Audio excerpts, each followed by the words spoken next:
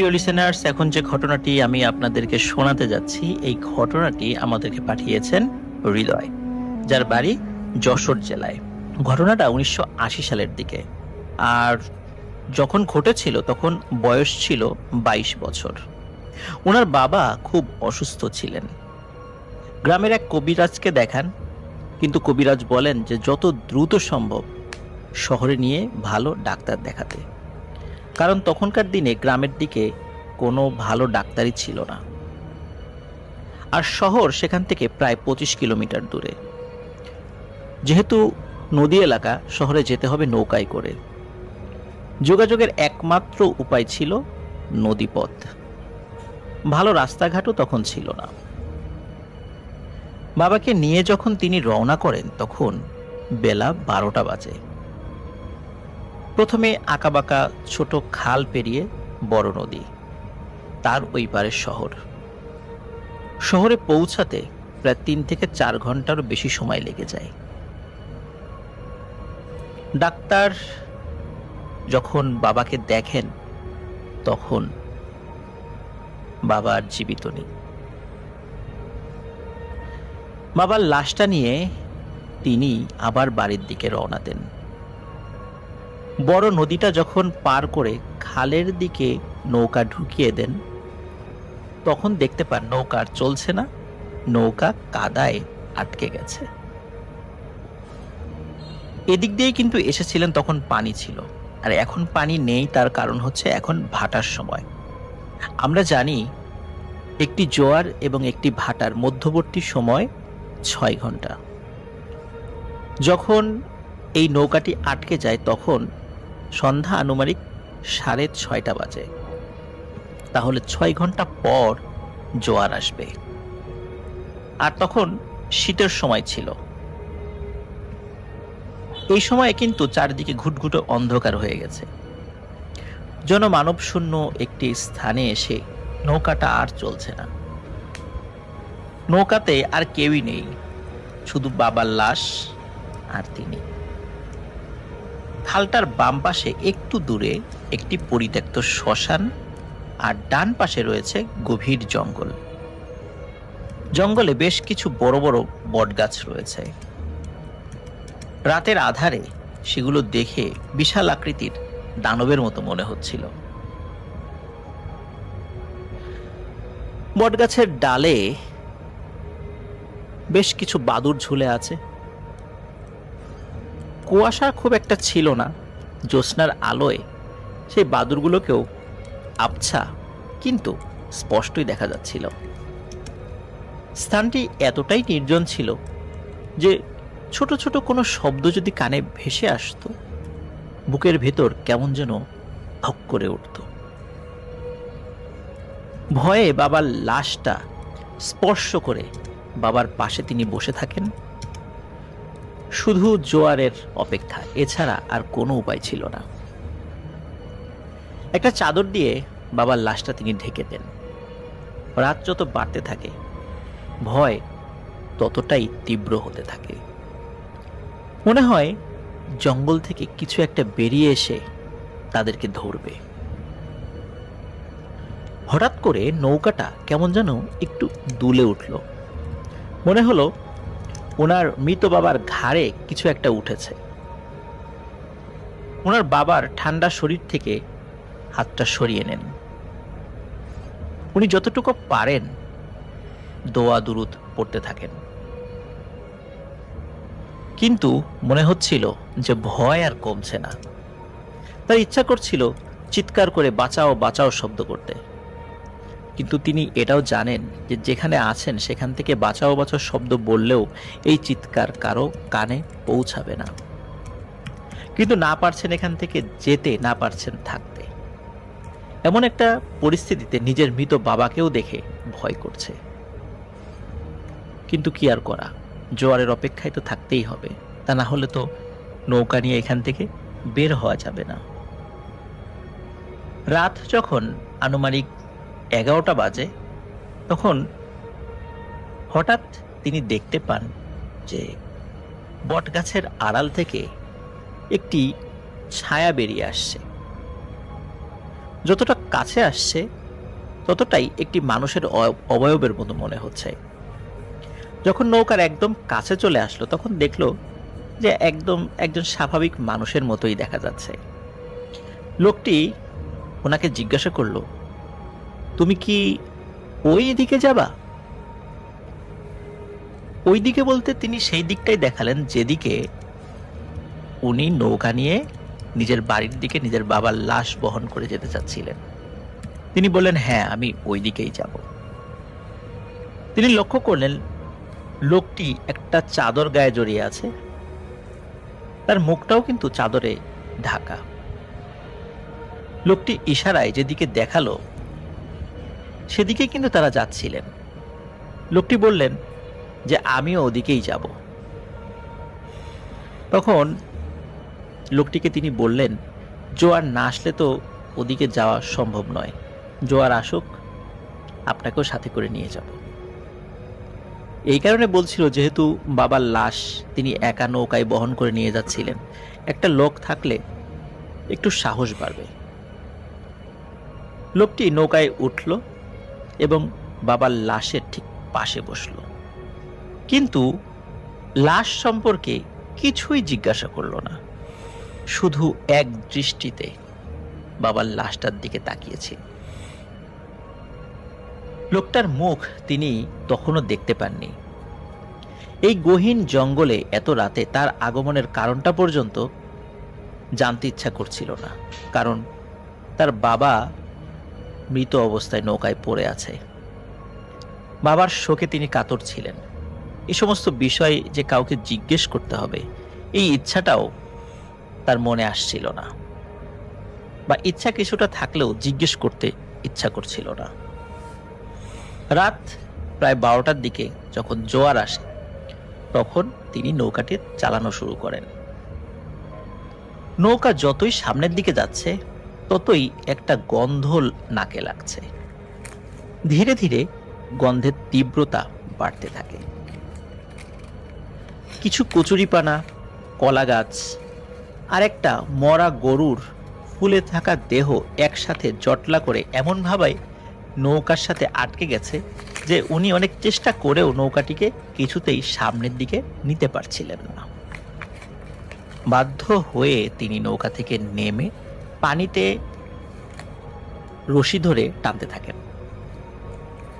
প্রায় 5 মিনিট টানার পর তিনি যখন নৌকার কাছে আসেন এবং কাছে এসে যা দেখলেন তা আসলে একজন সন্তান হিসাবে কেন কোনো মানুষের পক্ষেই এই দৃশ্য দেখা সম্ভব নয়।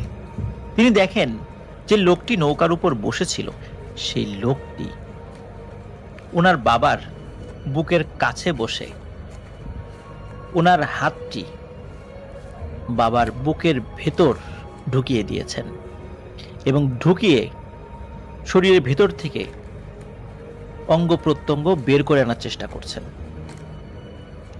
এই দৃশ্য তিনি যখন দেখেন তখন ওনার প্রচন্ড রাগ হয়। 7-5 কিছু না ভেবে ওই বৈঠাটা হাতে নিয়ে লোকটার মাথায় সজোরে আঘাত করেন। লোকটা যখন তার দিকে ঘুরে তাকায় তখন তিনি দেখেন যে লোকটার চেহারাটা মানুষের মতোই, কিন্তু মুখটা অনেক লম্বা। স্বাভাবিকভাবে মানুষের মুখ এত লম্বা হয় না। তিনি যে কাজটি করেন সেটি হচ্ছে যে লোকটি যখন তাকে ধমক দিতে গিয়েছেন তখন মুখটা যখন হা করেছেন তখনই নৌকার যে বৈঠাটি, এই বৈঠার সামনের অংশ ওই লোকের মুখের মধ্যে ঢুকিয়ে দেন এবং ঢুকিয়ে দিয়ে মারেন এক ধাক্কা। এই ধাক্কায় লোকটা পানিতে পড়ে যায়। উনি পানিতে খুব জোরে জোরে বৈঠা দিয়ে ওই লোকটার গায়েও আঘাত করেন এবং চিৎকার করে বলেন, সাহস থাকলে উঠে আয়, দেখি তুই কে, তুই কত বড় পিশাচ আমি দেখব।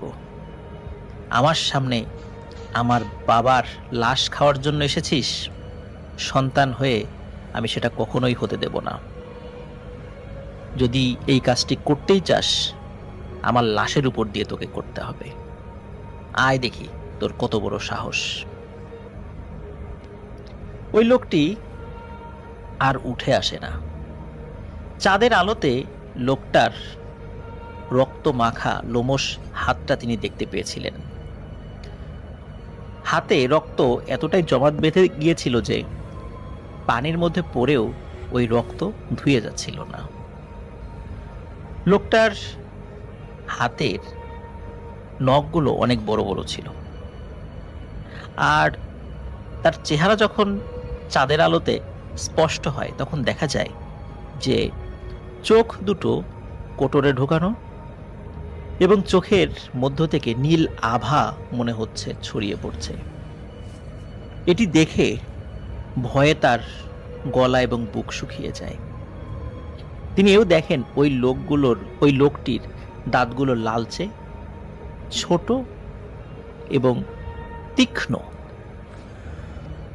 উনি যখন এভাবে চিৎকার করছিলেন তখন যেহেতু জোয়ারের সময় ছিল, দূর থেকে আরো একটি নৌকা আসছিল।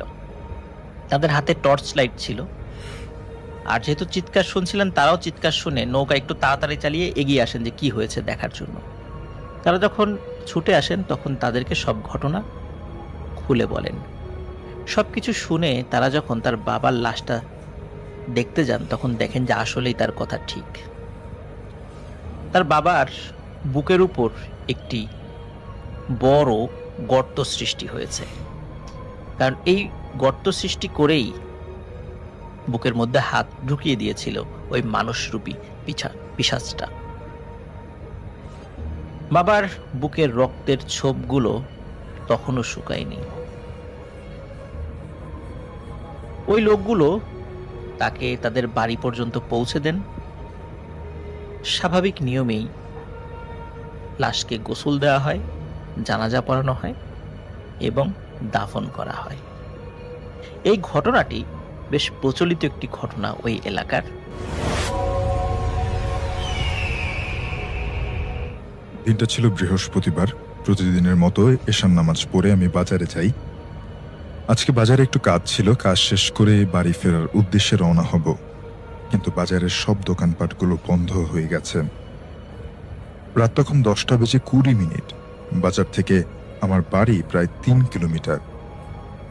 আমি আকাশের দিকে তাকিয়ে দেখলাম যে আকাশটা মেঘলা থাকার কারণে বেশ অন্ধকার লাগছে। আমি মোবাইলের টর্চ লাইটটা অন করে হাঁটতে লাগলাম। আমি যে রাস্তা দিয়ে হাঁটছিলাম সে রাস্তাটা ছিল মাটির কাঁচা রাস্তা। রাস্তার বাম পাশে ছিল খাল আর ডান পাশে ছিল পাটক্ষেত। কিছু দূর হাঁটার পরে একটা পূজা মণ্ডপ সামনে পড়ল। মণ্ডপের উপর একটা মূর্তি 25 ফিট উঁচু হবে এবং এর পাশেই শ্মশান। ঘন অন্ধকারের মধ্যে মূর্তিগুলোকে খুব ভয়ঙ্কর দেখাচ্ছিল। শ্মশানের দিকে যখন তাকালাম মনে হলো কেউ যেন একটা ওখান থেকে দৌড়ে আসবে আমাকে ধরতে, কিন্তু কিছুই দেখি না। কিন্তু মনে হচ্ছে কেউ বুঝি আমাকে দেখছে, আমাকে অনুসরণ করছে, আমার পেছনে বুঝি কেউ আছে। আমি দোয়া পড়তে থাকি মনে মনে। প্রথমে দোয়াগুলো ঠিকঠাক পড়লেও পরের দোয়াগুলো ঠিকঠাক যেন মনেই পাচ্ছে না। আমি বুঝতে পারছি না এটা কি হচ্ছে আমার সাথে। প্রচন্ড ভয় লাগছে, শরীরটা ভয়ে কাঁপছে। বাড়িতে কল করার জন্য মোবাইল টিপ দিলাম, কিন্তু মোবাইলে কোনো নেটওয়ার্ক নেই। আমি সবার সাথে যোগাযোগ করার চেষ্টা করলাম, কিন্তু কারোর ফোনে ফোন দিতে পারলাম না। আমি আবার হাঁটা শুরু করলাম। হাঁটতে হাঁটতে কিছু দূর যাওয়ার পরে পাশে একটা নৌকা দেখতে পাই। একটু সাহস পাই, নৌকায় লাইট মারি, কিন্তু কোনো সাড়া শব্দ আমি পাইনি। আমি জিজ্ঞেস করলাম যে কেউ কি আছো? তবুও কোনো সাড়া শব্দ না পেয়ে নৌকার কাছে গিয়ে নৌকার ছাউনির ভিতরে যখন লাইট মেরে দেখলাম আমার চেনা লোক গফুর। গফুরকে বললাম, কিরে তুই এখন এত রাতে কি করিস? গফুর বলল, আমি না থাকলে আপনাকে কে পার করত? এত রাতে এমন একটা কথা শুনে আমি মোবাইলের স্ক্রিনের দিকে তাকিয়ে যেটা দেখলাম আমি অবাক হয়ে গেলাম। আমি যেন আকাশ থেকে পড়লাম। এটা আমি কি দেখলাম? আমি যখন বাজার থেকে বের হয়েছিলাম তখন রাত 10:20 ছিল, আর এখন রাত 3টা বেজে যায়। এটা কি হলো আমার সাথে? এতক্ষণ আমি কোথায় ছিলাম? খুব বেশি সময় লাগলে 30 থেকে 40 মিনিটের রাস্তা, কিন্তু আমি গফুরকে কিছুই বুঝতে দিলাম না। গফুরকে বললাম, আমাকে একটু পার করে দে। এই বলে আমি গফুরের নৌকায় উঠে বসলাম।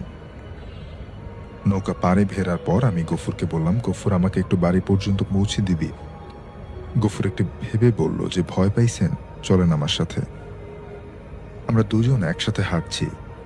কিছু দূর আসার পরে আমি খেয়াল করলাম গফুর আমার পিছন পিছন হাঁটছে, আর সামনে একটা কবরস্থান পড়ল, আর কবর থেকে ধোঁয়া বের হচ্ছিল, আর একটা অদ্ভুত গন্ধ আসছে। এমন সময় আমি ভয়ে ভয়ে সামনের দিকে অগ্রসর হতে লাগলাম। কাছে এসে যখন লাইট মারলাম কবরের দিকে, আমি দেখলাম একটি মেয়ে সাদা কাপড় পরা অবস্থায়, চুলগুলো এলোমেলো ছেড়ে দেয়া, কবরস্থানের ভেতরে দাঁড়িয়ে আছে, আর হাতের ইশারায় আমাদেরকে কাছে ডাকছে। মেয়েটিকে আমি চিনতে পেরেছিলাম, ওর নাম ময়না। আমি গফুরকে বলি, ওর নাম ময়না না? হঠাৎ বুকের ভেতরটা কেমন যেন করে উঠল, শরীরটা ভয়ে থরথর কাঁপছে। আমার পাশে গফুর আর নেই। আমি তো অবাক হয়ে যাই। আমি অবাক হয়ে চিৎকার দিলাম। চিৎকার দিতে দিতে দৌড় দিলাম এবং এমন জোরে একটা গাছের সাথে ধাক্কা খেয়ে আমি অজ্ঞান হয়ে পড়লাম। আমার যখন জ্ঞান ফিরল, আমি দেখলাম আমি আমার বাড়িতে, আমার মাথায় পানি ঢালছিল। আমি তাদের কাছে জিজ্ঞাসা করলাম, আমি এখানে কি করে এলাম? তারা বলল, পাশের বাগানে তুমি পড়েছিলে, তোমাকে সেখান থেকে নিয়ে এসেছি। আমি তাদেরকে সমস্ত কথা খুলে বললাম, কিন্তু তারা একে অন্যের দিকে তাকাচ্ছে এমন ভাবে যেমন আমি মিথ্যা কথা বলছি। তারপরেই জানতে পারলাম গফুর ও ময়না একে অপরকে ভালোবাসত। গফুর ছিল নৌকার মাঝি, আর ময়নার বাবা ছিল প্রতাপশালী একজন ক্ষমতাবান। তার পিতা তাদের সম্পর্ক মেনে না নিয়ে গফুরকে তাড়িয়ে দিয়েছিল তাদের বাড়ি থেকে। তারপরেই ময়না আত্মহত্যা করেছিল এবং তারপর থেকে গফুরকেও কোনোদিন দেখা যায়নি। তখন আমি বুঝতে পারলাম যে ব্যাপারটা আসলে কি ছিল।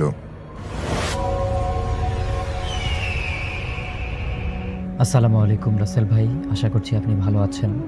রাসেল ভাই, আজকে আমি এমন একটি ঘটনা আপনার সঙ্গে শেয়ার করতে যাচ্ছি। এটি আমাদের এলাকার বহু বছর আগের একটি ঘটনা, কিন্তু ঘটনাটা এতটাই ভয়ানক ছিল যে আজও সেই নদীর নাম শুনলে কিছু বয়স্ক মানুষের মুখের রং বদলে যায়। এতটাই ভয়ানক একটা ঘটনা আপনার সঙ্গে আজকে শেয়ার করতে যাচ্ছি। তো রাসেল ভাই, কোনো কথা না বাড়িয়ে সরাসরি আমি ঘটনায় চলে যাই। ঘটনাটি বর্ষাকালের একটা ঘটনা। টানা কয়েকদিন বৃষ্টি থাকার কারণে সেই সময় নাকি মানে এলাকায় এত বেশি বৃষ্টি হয়েছিল যে এলাকার প্রত্যেকটা ডোবা, নলা, মানে জায়গা জমি সব কিছুর মধ্যে পানিতে ভরে গিয়েছিল। আর সেই সময়ে মারা গিয়েছিল আমাদের এলাকার খুবই সম্মানিত একজন মানুষ, যার নাম সমীর উদ্দিন। কিন্তু সমস্যা হয়, তার মানে আমাদের যে গ্রামটা ছিল, এই গ্রামের কবরস্থানটা ছিল নদীর ওই পাশে। আর সমীর উদ্দিন মরার সময় এটাই ওসিয়ত করে গিয়েছিল যে তাকে যেন সেই পুরনো কবরস্থানেই দাফন করা হয়। যাই হোক, দিনের বেলায় জানাজা হওয়ার কথা ছিল, কিন্তু প্রচণ্ড রকমের বৃষ্টি হওয়ার কারণে জানাজার দেরি হয়ে যায়। শেষ পর্যন্ত সিদ্ধান্ত হয় এই লাশটাকে রাতের বেলায় নদী পার হতে হবে এবং সেখানে গিয়ে জানাজা পড়ে তারপরেই লাশটাকে দাফন করা হবে। যাই হোক, বৃষ্টি থামতে থামতে তখন প্রায় রাত 11টা বাজে। আকাশে চাঁদ নেই, মেঘে ঢাকা আকাশ। বর্ষার মানে আকাশ এমন যেন ভয়ানক একটা রূপ ধারণ করেছে, যেন মনে হচ্ছে একটু পরেই আবার বৃষ্টি আসবে। কিন্তু এই সময়টাতেই এলাকার মানুষ সিদ্ধান্ত নেয় তাকে নিয়ে নদীর ওপার যেতে হবে, কারণ লাশটার প্রচণ্ড কষ্ট হচ্ছে, খুব তাড়াতাড়ি লাশটাকে দাফন করা প্রয়োজন। এরপর একটা বড় কাঠের নৌকায় লাশটাকে তোলা হয়, সাদা কাফনে মোড়া। একদমই যেন মনে হচ্ছে যেন কোনো লাশকে গহীন অন্ধকারের দিকে নিয়ে যাওয়া হচ্ছে।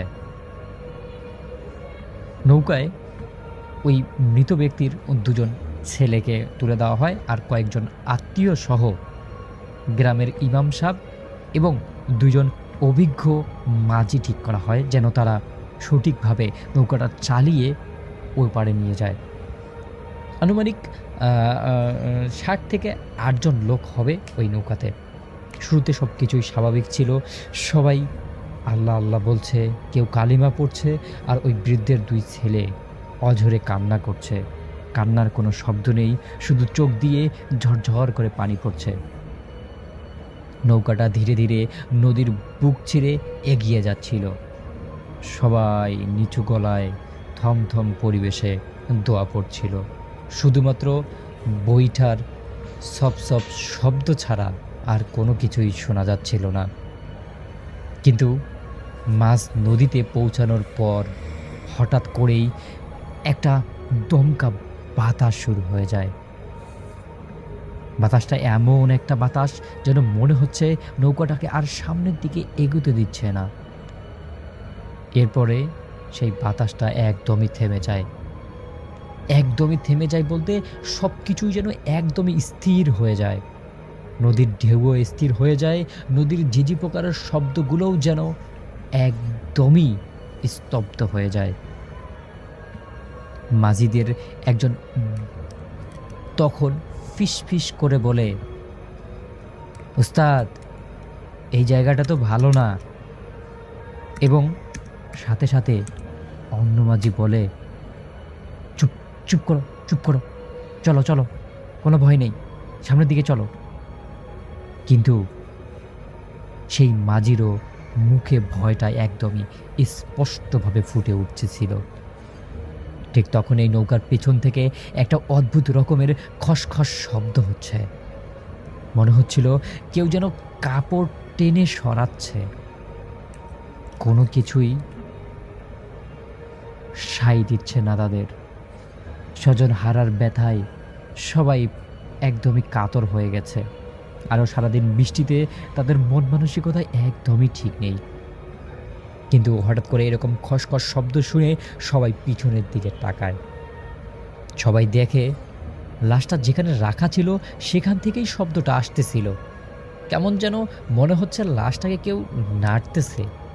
তখন সেই লাশের একজন সাহসী আত্মীয় হেরকিনের আলো তুলে ধরল, দেখার চেষ্টা করলো লাশটা ঠিক আছে কিনা।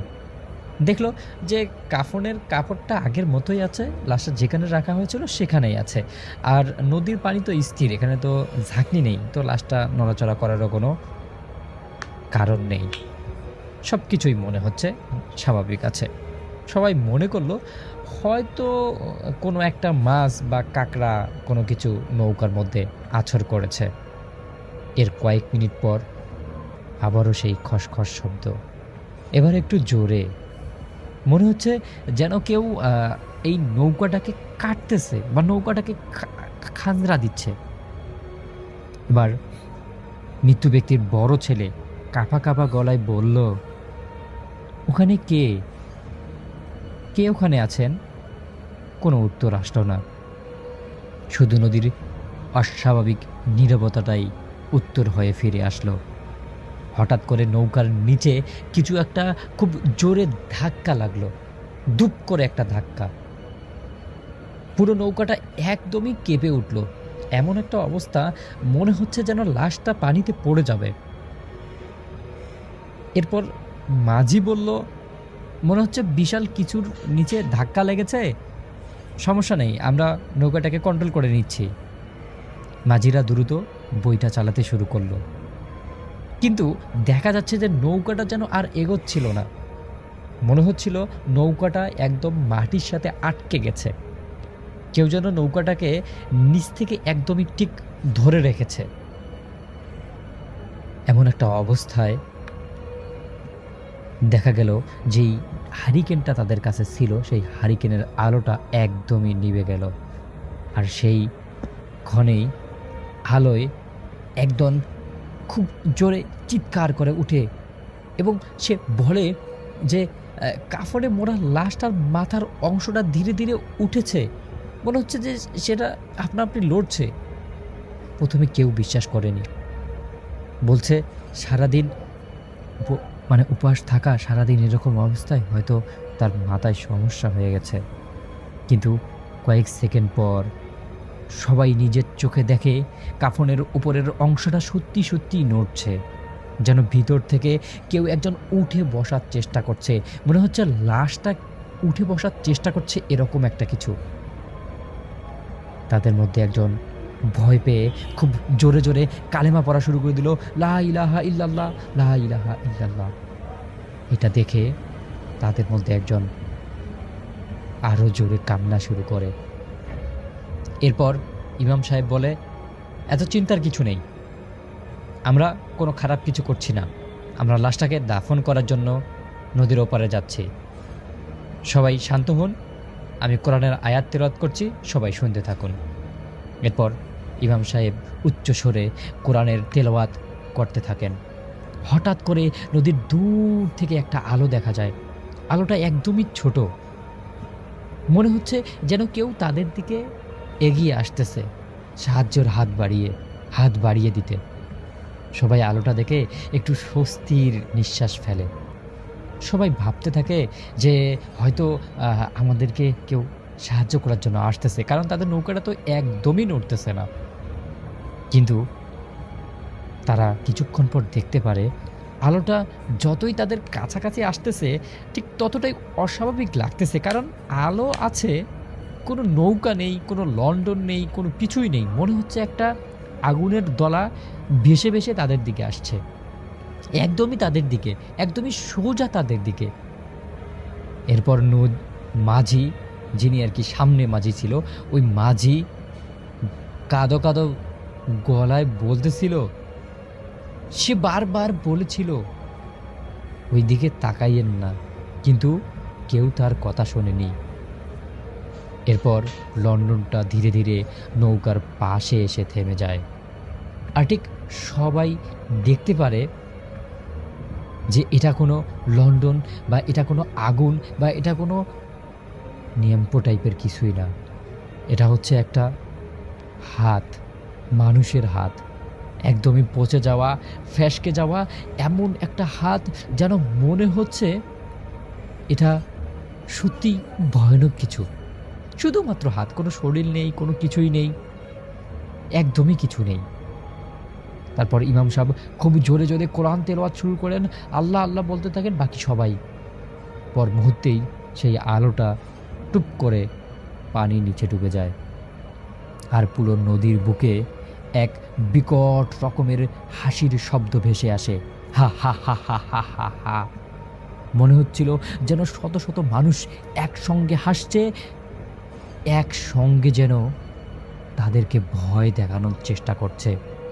এই হাসির শব্দ শুনে নৌকার মধ্যে কয়েকজন আতঙ্কে একদম জ্ঞান হারিয়ে ফেলে। কিন্তু ঘটনাটা তখনও শেষ হয়নি। তারা দেখতে পারে হঠাৎ করেই কাফনের গিঁটগুলো একে একে খুলে যেতে শুরু করে। কেউ শুয়েও দেখেনি, কেউ ধরেও নি, কেউ সেদিকে যায়ও নি। তবুও দেখছে একটার পর একটা কাফনের যে 3টা গিঁট ছিল সেই গিঁটগুলো খুলে যায়, সাদা কাপড়টা আলগা হতে থাকে। তারপর কাফনের ভিতর থেকে ধীরে ধীরে একটু আগে যেই হাতটা তারা দেখেছিল ভেসে আসা, সেই হাতটা বেরিয়ে আসে। অস্বাভাবিক রকমের শক্ত হয়ে থাকা আঙ্গুলগুলো কয়েক সেকেন্ডের জন্য নড়াচড়া করছে, তারপর হঠাৎ করে সোজা হয়ে আকাশের দিকে উড়ে যায়। নৌকায় থাকা সবাই একদম খুব জোরে চিৎকার করে ওঠে, এত জোরে চিৎকার মনে হচ্ছে যেন শব্দের প্রতিধ্বনিতে পুরো নৌকাটাই ডুবে যাবে। এটা দেখার পর মৃত ব্যক্তির ছোট ছেলে এক চিৎকার করে জ্ঞান হারিয়ে পড়ে। এরপর ইমাম সাহেব দাঁড়িয়ে উচ্চস্বরে আজান দিতে শুরু করেন। তার কণ্ঠ যত জোরে হচ্ছিল ততই নৌকার চারপাশের পানিগুলো অস্বাভাবিকভাবে উত্তাল হয়ে উঠতেছিল। মনে হচ্ছিল নদীর নিচে শত শত কোনো মাছ বা হিংস্র কোনো কিছু নড়ছে। এত জোরে শব্দ হওয়ার পরেও যেন কোনো কিছুই থামছে না, কোনো কিছুই যেন আগের মতো ঠিকঠাক হচ্ছে না। এরপর ইমাম সাহেব বলেন, আমাকে একটু পানি দিন। কারো কাছে একটা বোতল থাকা পানি ইমাম সাহেবকে দেওয়া হয়। ইমাম সাহেব উজু করে একদম হাত তুলে নামাজ শুরু করে দেয়। যখন 2 রাকাতের নামাজের সালাম ফিরালেন, ঠিক তখনই কিছু একটা যেন নিচের থেকে বিড়বিড় করে বুদবুদ বুদবুদ শব্দ উঠতেছে। সবাই এত জোরে ভয় পেয়েছে, মনে হচ্ছে নামাজ পড়ার কারণে সেই অশরীরী বা যেটাই তাদেরকে আক্রমণ করেছে ওর শরীরে আগুন জ্বলে উঠতেছে। মনে হচ্ছে এবার সে ফাইনাল আক্রমণটা করে বসবে তাদের দিকে। ঠিক তখনই দূরের মসজিদের কবরস্থানের পাশের যে মসজিদটা ছিল, সেই মসজিদ থেকে ফজরের আজান ভেসে আসে। আল্লাহু আকবার, আল্লাহু আকবার। প্রথম তাকবীর শোনা মাত্রই সব কিছু একদমই থেমে যায়, একদমই থমকে যায় পুরো পরিবেশ। পানিতে কোনো আলোড়ন নেই, কোনো বুদবুদ নেই, কোনো ধাক্কা নেই। নৌকাটা আবার স্বাভাবিকভাবেই চলতে শুরু করে। সবাই হতভম্ব হয়ে যায়। ধীরে ধীরে তারা ঘাটের দিকে পৌঁছে যায়। মাঝি বলে, আমার নৌকাটা তখন কেমন যেন একলা একলাই চলতেছিল, এবং তারা সেখানে গিয়েই সর্বপ্রথম লাশটাকে পরীক্ষা করে দেখে লাশটা ঠিক আছে কিনা। দেখে সব গিটগুলো আগের মতোই শক্ত করে বাঁধা আছে, একটাও খোলা নয়। কাফনের ভিতরে লাশটা সম্পূর্ণভাবে স্বাভাবিক আছে, যেন মনে হচ্ছে কোনো কিছুই ঘটেনি। কিন্তু নৌকায় থাকা সবাই একই ঘটনা দেখেছিল, একই ভয় অনুভব করেছিল। তারা মানে চিন্তা করলো যে এটা আমাদের সাথে কিভাবে হলো। তবে নদীর পাড়ের একজন বয়স্ক মানুষ তাদেরকে বলে, আমি তোমাদেরকে বলেছিলাম রাত্রের বেলায় তোমরা এই নদীটা পাড়ি দিও না, এই নদীর মধ্যে অনেক ভয়ানক জিনিস আছে, তোমরা তো আমার কথা শুনলে না। যাই হোক, এখন কি করার, আল্লাহ আমাদের সবাইকে হেফাজত করেছেন। এরপর রাসেল ভাই সেই লাশটার যেই ভদ্রলোক ছিল, বয়স্ক লোক ছিল, তার জানাজা হয়, এবং জানাজা হয়ে সব কাজগুলো সঠিকভাবে সম্পূর্ণ করা হয়। আমি জানি না এই ঘটনাটা কতটুকু আপনার কাছে ভয়ানক লেগেছে। যদি ঘটনাটা ভয়ানক লাগে তাহলে অবশ্যই ঘটনাটা শেয়ার করবেন।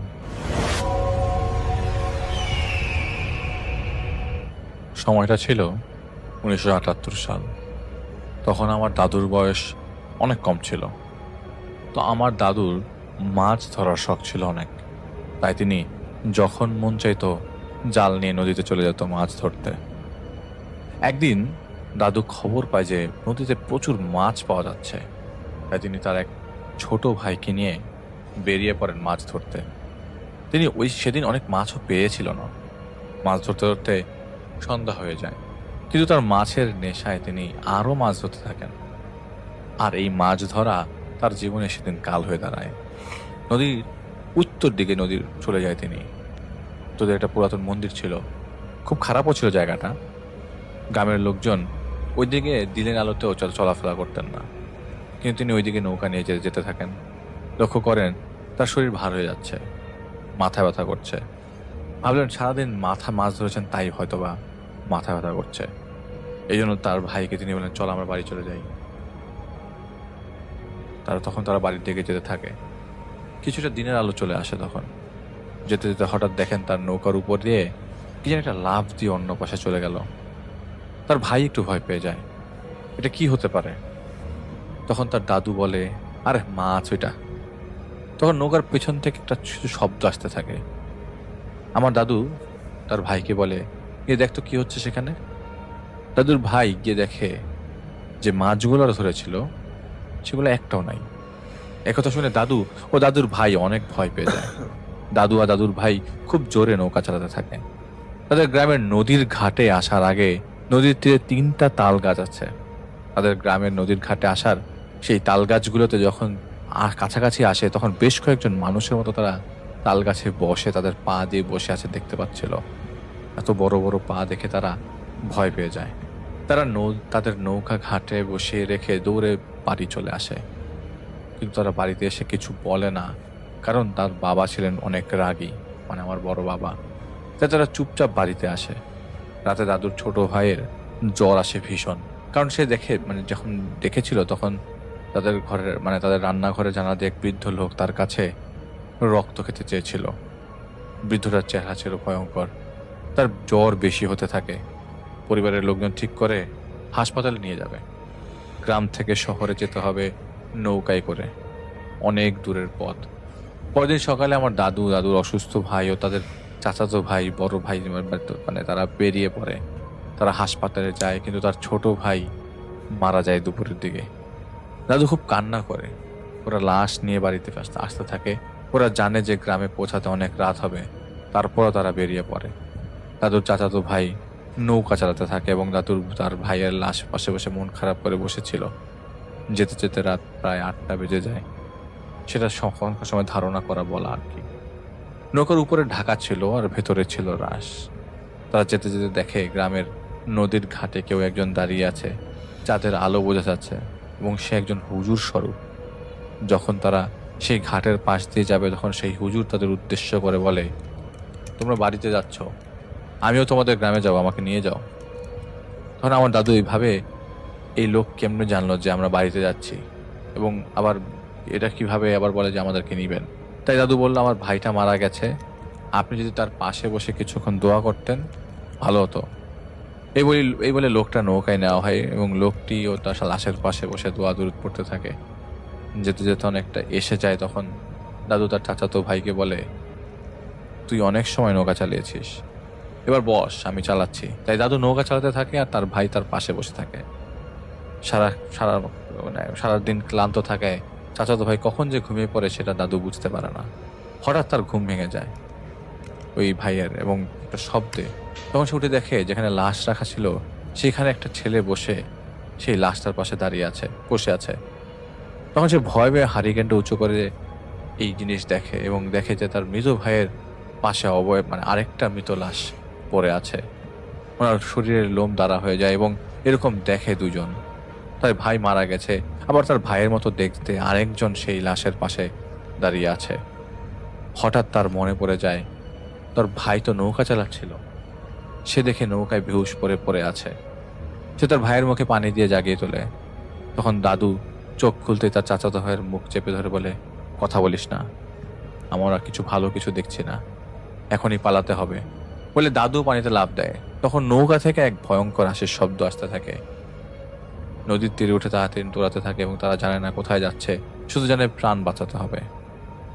শুনতে পায় পেছন থেকে সেই মৃত ভাইয়ের কণ্ঠ, তাদের পিছু করছে সেই কণ্ঠটা। আরো জোরে দৌড়াতে থাকে তারা। হঠাৎ তাদের সামনে সেই হুজুর দাঁড়িয়ে, এবং হুজুরের শরীর থেকে কেমন যেন একটা আলো বের হচ্ছে। সে আলোতে দেখতে দেখতে সেই মাথা আর কারো না, তাদের দুজনের মাথায় দেখে তারা আর সহ্য করতে পারে না সেই হুজুরের হাতে ধরে রাখা অবস্থায়। পরদিন যখন তাদের জ্ঞান ফেরে তখন তারা তারা নিজেদের আবিষ্কার করে একটা পুরাতন মসজিদের সামনে। তারা দেখে মসজিদের ইমাম ও কয়েকজন তাদেরকে ঘিরে দাঁড়িয়ে আছে, তাদের কাছে শুনছে এবং তারা কোথা থেকে এলো সেটা জানতে চাইছে। তখন তারা কাল রাতের ঘটনা তাদেরকে খুলে বলে। লোকজন এবং তারা দুজন মিলে সেই নৌকাটা খুঁজতে বের হয়। দেখতে পায় তাদের সেই নৌকাটি নদীর ধারে একটি তাল গাছের নিচে উল্টে পড়ে আছে এবং সেখানে তাদের সেই ভাইয়ের পড়া লাশটি পড়ে আছে। ওখানে প্রচন্ড জ্বর আসে এবং তাদের গ্রামে তাদেরকে লোকজনদের খবর দেওয়া হয়। তারপর থেকে গ্রাম থেকে তাদের বাবা মা গ্রামে বেশ কয়েকজন লোকজন এসে তাদের দুজনকে উদ্ধার করে নিয়ে যায় লাশ সহ। এরপর থেকে তাদের সাথে আরো কিছু ঘটনা ঘটে, যার কারণে তাদের শরীরের অবস্থা আরো বেশি খারাপ হয়ে যায়। অনেক কবিরাজ দেখানো হয়, হুজুর দেখে তাদের সুস্থ করা হয়। এই কাহিনীটি শুরু হয় একটি বট গাছকে ঘিরে, এবং আমি সেই বট গাছের থেকে কাহিনীটি শুরু করব, এবং আপনারা কাহিনীর পাত্রী কারো নাম নেওয়া যাবে না, এবং আমি চেষ্টা করব যেন অবস্থানটা আপনারা লোকেট না করতে পারেন, কারণ এটা খুবই ইম্পর্টেন্ট একটা জিনিস। যাই হোক, এই ঢাকা শহরেরই কোনো একটা জায়গায় একটা বট গাছ ছিল। কোনো এক পার্ক ঠিক না, একটা কি বলবো, একটা পার্ক, হ্যাঁ পার্কই বলা যায়। মানুষ এখানে বেড়াতে আসতো, হাঁটতে যেত, সেরকমই একটা জায়গায়। সেটার একটু গভীরে, পার্কের একদম মাঝখানের দিকে একটা জায়গায়। অবশ্য আপনারা কিন্তু ওই মেজর সেই রমনা বা কোনো জায়গা এটার সাথে অ্যাড করে নিয়েন না, সেটা কিছু না। অন্য একটা জায়গায়, অবশ্যই আমি আপনাদের অ্যাসিওর করছি যে এটা ওই জায়গা না, অন্য কোনো এক পার্কে। সেখানে ঠিক পার্কের মাঝামাঝি জায়গায় একটা বট গাছ ছিল।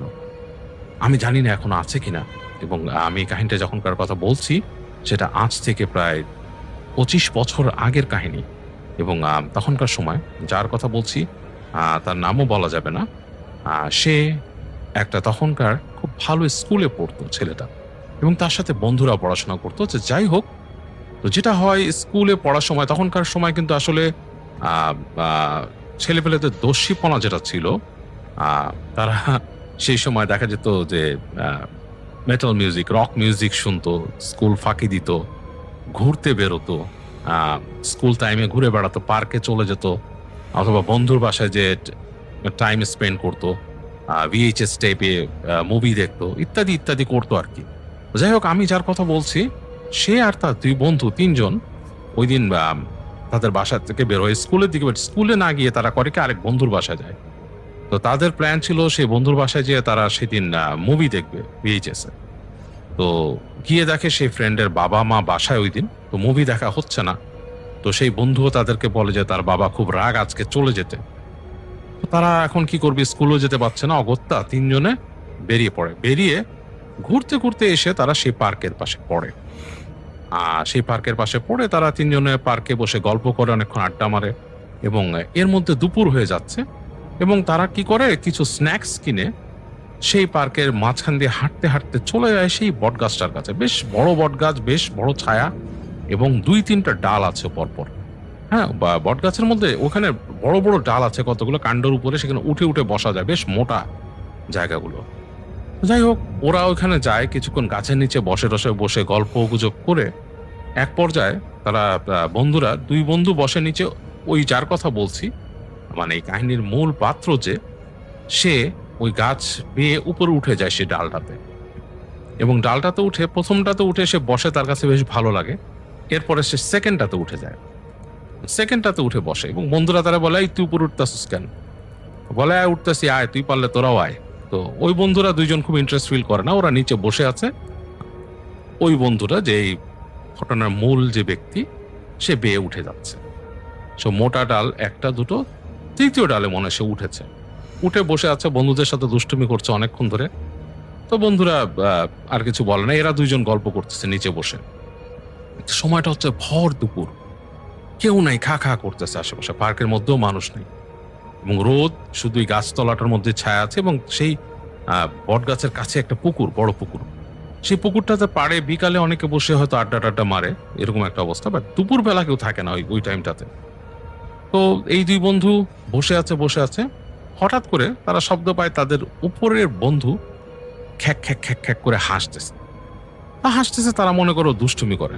কিছুক্ষণ পর হাসতেই আছে, সে হাসছেই, তার হাসি কন্টিনিউ হচ্ছে, এবং আরো জোরে এবং বিকৃত ভাবে হাসছে। এক পর্যায়ে তারা বলে, এই বেটা, তুই হাসতেস কিলে, কি ঘটনা, কি উপরে কি করস?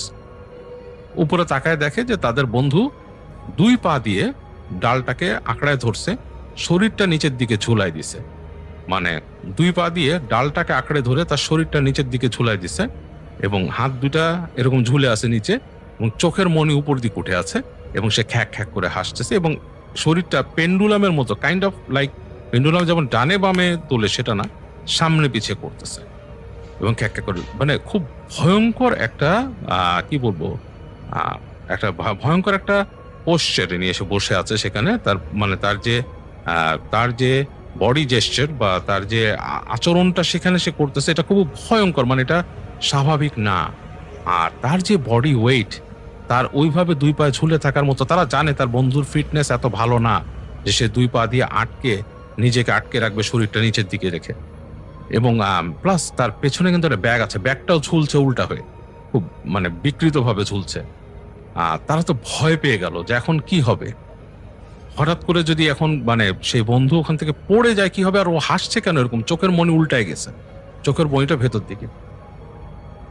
প্রচন্ড ভয় পেল 2 বন্ধু, কি করবে, মানে তারা হতবিহ্বল হয়ে গেল, তাদের আসলে কিছু করার নাই, চিৎকারও করতে পারতেছে না। তো এক বন্ধু ওই ফ্রেন্ডের নাম ধরে ডাকতেছে জোরে জোরে, তো যত নাম ধরে ডাকতেছে সে আরো হাসতেছে খ্যাক খ্যাক খ্যাক খ্যাক খ্যাক খ্যাক করে।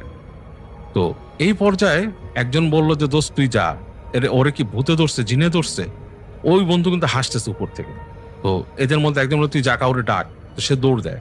তো দৌড় দিয়ে কাউকে পায় না। রাস্তার মধ্যে দেখে, একসময় সে দেখে যে পুলিশ হেঁটে আসছে 3 জন, মানে টহল পুলিশ যারা থাকে। তো সে পুলিশদেরকে যে বলে যে একটু আসেন ভাই, আমাদের অনেক সমস্যা হয়েছে। কেসটা পুলিশ বলে কি হয়েছে, কেউ ধরছে ছিনতাইকারী কিছু? তো পুলিশ আসে, হেঁটে আসে। তো পুলিশ যখন গাছের কাছে আসে, পুলিশ এসে দেখে যে এরকম ঝুলতেছে। এবং কি আশ্চর্য ব্যাপার, পুলিশ যখন গাছের কাছে চলে আসে তখন না ছেলেটা পাটা লুজ করে দেয় এবং ধপ করে নিচে এসে পড়ে। এবং লাকিলি ওর মাথাটা পড়ে নেই, ওর শরীরটা পড়ছে নিচের দিকে এবং মুখ দিয়ে ফেনা বের হয়ে গেল। সাথে সাথে তারা চেষ্টা করলো যে সবাই মিলে, ওই 2-3 বন্ধু এবং পুলিশ সহকারে, তারা সবাই মিলে তাকে হেল্প করে ওই ছেলেটাকে নিয়ে গেল। এখানে রিক্সা চলতো তখন, রিক্সায় করে তাকে পাঠিয়ে দিল হাসপাতালে, নিয়ে গেল কাছাকাছি। এবং সেই হাসপাতালে পুলিশ বলল যে তাদের সামনে ঘটনা ঘটছে, ছেলেটা গাছ থেকে পড়ে গেছে।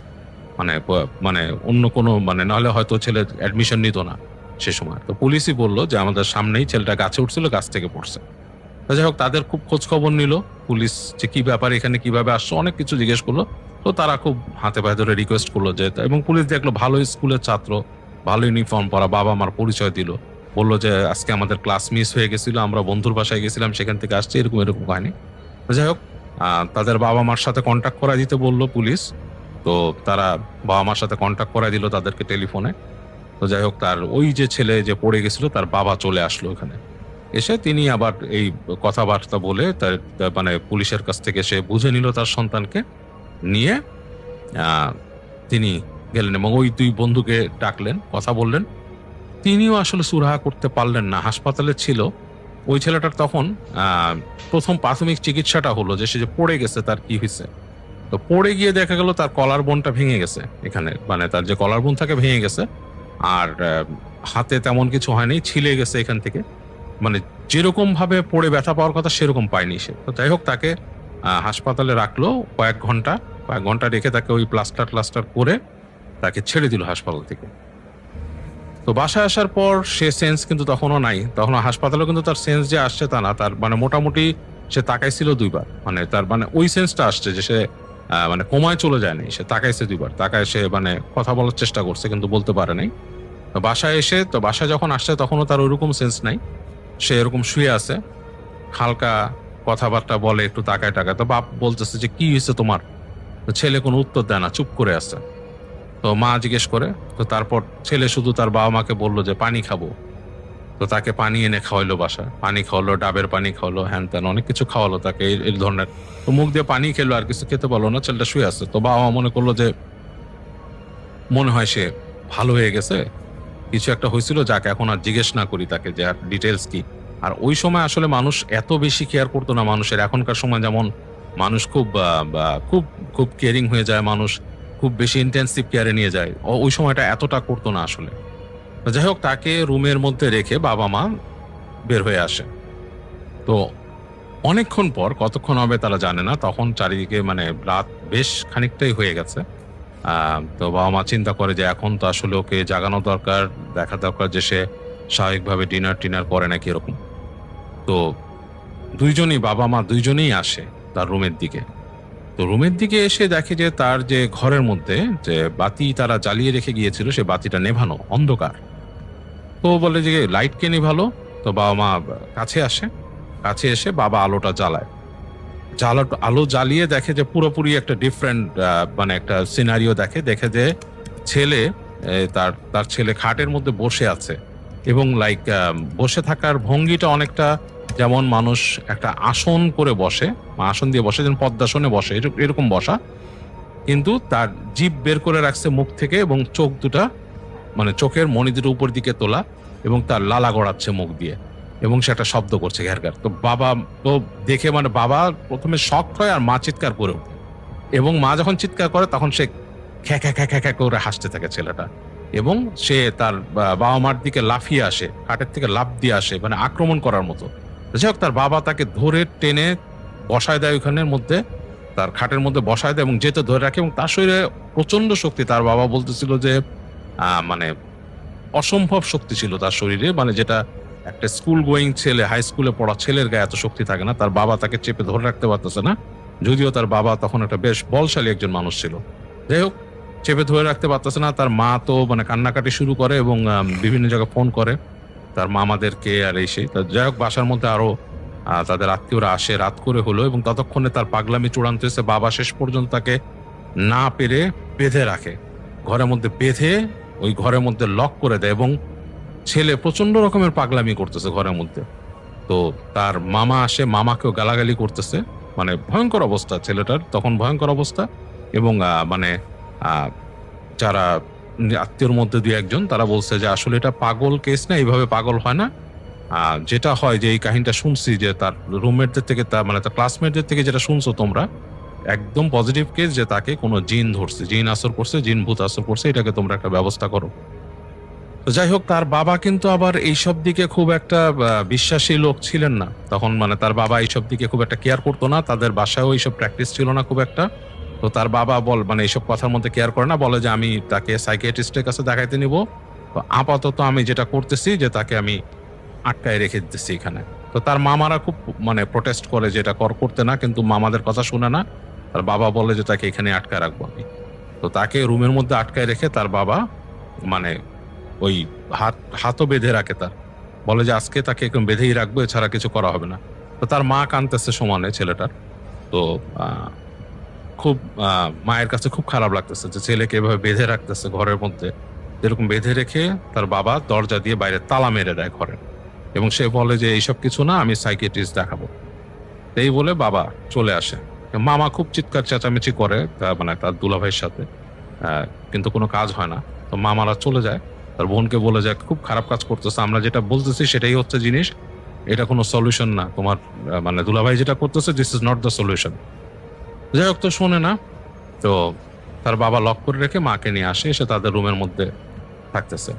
এবং সেই তার বোন ছিল, ছেলেটার একটা বোন ছিল, এবং তার বোনকেও নিয়ে তাদের রুমে রাখে, সেম রুমে। বলে যে যেহেতু ওইখানে সে পাগলামি করতেছে সাউন্ডে, তার বোনটা আবার অন্যরকম একটা তার মধ্যে একটা ডিফারেন্ট টাইপস অফ একটা হতে পারে, টাচ আসতে পারে, বা ডিফারেন্ট টাইপস অফ একটা কি বলে ইমপ্রেশন আসতে পারে। তো এই জন্য তাকে নিয়ে এসে তার বাবা মার সাথে রাখে। তো যেটা হয়, ওই ছেলে কিন্তু তালা মেরে রাখছে, বেঁধে রাখছে ঘরের ভেতরে, যাতে সে কোনো নিজে কোনো সেলফ ডিস্ট্রাকটিভ কিছু না করতে পারে। তারা রুমে এসে তার বাবা বেশ কড়া মানুষ ছিল, এসে বলে যে আমি সকালে টেক কেয়ার করতেছি, এটার ব্যবস্থা করছি আমি। তার মাকে বলে যে মানে কোনোভাবেই এখন এটা নিয়ে মানে খুব একটা ইমোশনাল হওয়া যাবে না, কান্নাকাটি করা যাবে না। সম্ভবত সে তার কোনো প্রবলেম হয়েছে মাথায়, যেখানে সে পড়ছে উপর থেকে, আঘাত পাইছে কিনা কে জানে। আমি ওইসব মানে আজে বাজে জিনিস বিশ্বাস করি না যে সুপার ন্যাচারাল কিছু তাকে ধরছে বা আসর করছে এরকম। যদিও তার বাবা নিজেও কিন্তু বেশ মানে উদ্ভট ভাবে চিন্তা করছেন যে মানুষ পাগলামি করলো এইরকম আচরণ কেন করবে। যে যাই হোক, এগুলো বলে তার নিজেরও খারাপ লাগছে, নিজের ছেলে। তো রাতের বেলা একটা সময়, রাত হতে গভীর হতে হতে একটা সময় তারা টায়ার্ড হয়ে প্রায় ঘুমিয়ে পড়েন। বিছানায় শুয়ে আছেন। তো তারা যেটা করছে যে বাবাটা, তাদের রুমের মধ্যে একটা ডিভান ছিল, যে ডিভানে তিনি শুয়েছেন, এবং তার মানে ওনার ওয়াইফ আর ওনার মেয়েকে রাখছেন বিছানায়। তো শুয়ে যখন আছেন রাতের বেলা, অনেক রাত, তখন অনেক হয়ে গেছে, তিনি আসলে ঘুম আসছিল না, তিনি আসলে টেনশনে এবং মন খারাপ হয়ে শুয়েছিলেন, সবাই বাসায়, বাবা মা দুজনই। তো একসময় তাদের ঘুম এসে গেছে আর কি, ক্লান্ত হয়ে ঘুমায় গেছেন আর কি। তো বাবা যখন ঘুমায় গেছেন, হঠাৎ করে বাবার ঘুমটা পাতলা হয়ে গেছে, এবং তিনি শব্দ পাচ্ছেন যে মনে হলো তাদের রুমের ভেতর দিয়ে কেউ হেঁটে আসছে, থপ থপ থপ থপ পায়ের শব্দ। রুম কিন্তু অন্ধকার, রুমের মধ্যে কিন্তু আলো কম, কারণ বাইরের জানালা দিয়ে, মানে তাদের যে জানালা আছে, জানালার বাইরে থেকে যে রাস্তার আলো হালকা আসছে ঘরে, সেটাই কিন্তু আলো, আর কিছু না। ঘরের মধ্যে অন্ধকার। তো তিনি মানে ঠাউর করতে পারলেন না কয়েক সেকেন্ড যে কিসের শব্দ, কার পায়ের শব্দ, রুমের মধ্যে কে হাঁটছে।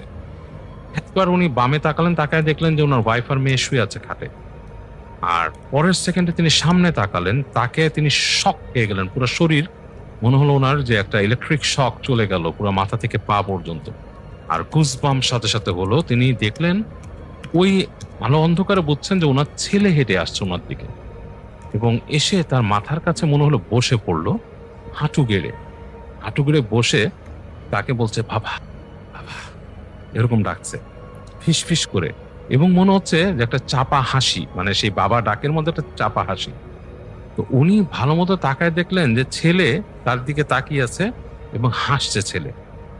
মানে ছেলের চোখের মধ্যে যে ওই জানালার আলো হালকা পড়ছে, সেখানে চোখের যে মানে জলীয় অংশটুকু আছে ওইটা মনে হচ্ছে চকচক করছে এবং ছেলে হাসছে, এবং তার শরীর পুরো মানে কি বলে যে পুরো গুজবাম্প হলো, এবং তিনি কিছু বলার আগেই তার সারা শরীর মনে হলো অসাড় হয়ে গেল, তিনি আর নড়তে পারছেন না।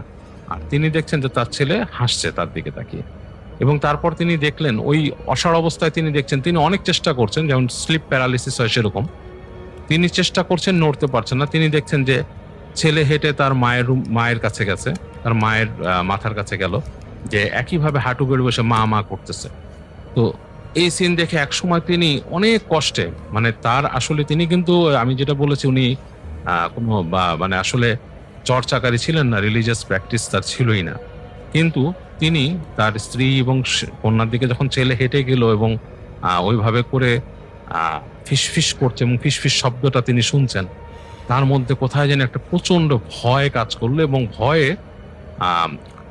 আপনি ভাবে তিনি ছেলেবেলায় শেখা দোয়া পড়ার চেষ্টা করলেন, এবং ওনার মুখ দিয়ে দোয়া বেরোলো, এবং উনি যখন মন থেকে মানে মুখ থেকে দোয়াটা বের হয়েছে তখন তিনি করে দেখলেন তার ছেলেকে আর দেখতে পাচ্ছেন না। তিনি উঠে গেলেন সেখান থেকে, তিনি নিজেও নড়তে পারলেন, নিজে উঠে গেলেন। উঠে গিয়ে তিনি সাথে সাথে রুমের লাইট জ্বাললেন, তার স্ত্রীকে উঠালেন। স্ত্রী বলল যে তার ঘুমের মধ্যে স্লিপ প্যারালিসিস ছিল, তিনি নড়তে পারছিলেন না, স্বপ্নে দেখছিলেন, কানে শুনছিলেন তার ছেলের কণ্ঠ। তো সবাই উঠে গেল মেয়েকে রেখে, আর কি মেয়ে ঘুমাচ্ছে তখনও। উঠে তারা দুইজনে গেল ছেলের রুমের দিকে, এবং তারা যেয়ে দেখছে যে তার ছেলের যে রুমটা লক করা, ছেলের রুমের জানলা কিন্তু খোলা, এবং সেই তারাই খুলে রাখছিলেন সেই জানলা দিয়ে গ্রিল ধরে ছেলে দাঁড়ায় আছে, এবং মুখটা হাসি হাসি তাদের দিকে হাসি হাসি মুখে তাকায় আছে ছেলে। হ্যাঁ, মানে অ্যাজ ইফ যে সে খুব মজা পেয়েছে কোনো কারণে, সে হাসতেছে, এবং ছেলে মানে প্রশ্নবোধক দৃষ্টিতে তাকায় আছে ও আমার দিকে হাসি মুখে, যেই হাসিটা উনি দেখছে একটু আগে সেটাই। এবং প্রচন্ড রকমের ভয় পেলেন তিনি কিছু করার নাই। তো ছেলে যখন চলে যাচ্ছে আবার ফিরে বাপ মা দুইজনই রুমের দিকে, তখন ছেলে ওখান থেকে বলছে একইভাবে বাবা বাবা বাবা, মানে একটু জোরে, ফিসফিসিনটা জোরে, কিন্তু ছেলের হাতে কিন্তু বাঁধন নাই, সেটাও তিনি খেয়াল করছে, তিনি বেঁধে রেখে আসছিলেন। রুমের দরজায় কিন্তু তালা মারা আছে এখনো, তিনি দেখতেছেন যে এখনো তালা লাগানো আছে, তখনকার সময়কার গ্লোব তালা ছিল, সেই গ্লোব তালা লাগানো, কিন্তু হাতে কিন্তু বাঁধন নাই ছেলের। প্রত্যেকে ছেলে বেরিয়ে তার রুমে আসবে ওখানে, মানে ভেরি স্ট্রেঞ্জ একটা জিনিস। তিনি রুমে ঢুকেই তিনি ভয়ে কাঁপতে কাঁপতে ফোন করলেন তার শালাকে, মানে ওই ছেলের মামাকে, এবং মামা বলল যে তোমাদেরকে আমি আগেই বলছি যে এখানে এটা অন্য কিছু, এটা আসলে এরকম না, তা আমি দেখি কালকে কি করা যায়। তো পরদিন তার মামা তাদের একজন পুরনো টিচার ছিলেন, মানে একজন মানে বাসায় ওনাদেরকে পড়াতেন, আরবি পড়াতেন, তিনি একজন আলেম, তিনি পড়াতেন, এবং তাকে খবর দিয়ে তার সাথে কথা বলে ওনার সাথে একটা অ্যাপয়েন্টমেন্ট সেট করে তিনি দুপুরে খুব রিকোয়েস্ট করেন সে আলেমকে যে আমার ভাইগনার অবস্থা খারাপ, আসতে হবে, সেই আলেমকে নিয়ে আসেন। তো সেই আলেমকে নিয়ে বাসায় আসার পরই নাকি ওই ছেলে পাগলামি শুরু করে দেয়, চিৎকার চেঁচামেচি করতে থাকে। তো আলেম এসে দোয়া পড়ে বাসায় ঢোকেন, এবং আলেম এসে বলেন যে আমাকে ছেড়ে দেন, আমাকে ওই রুমে ঢুকতে দেন, আমি ওর সাথে কথা বলতেছি, সব ঠিক হয়ে যাবে। তারা তো ওই ছেলের ফেরোসাস রূপ দেখে, ছেলে এটা ভাঙতেছে ওইটা ভাঙতেছে এবং ঘর ঘর শব্দ করতেছে, আলেমকে ঢুকতে দেবেন না। আলেম বলে কোনো চিন্তা করবেন না।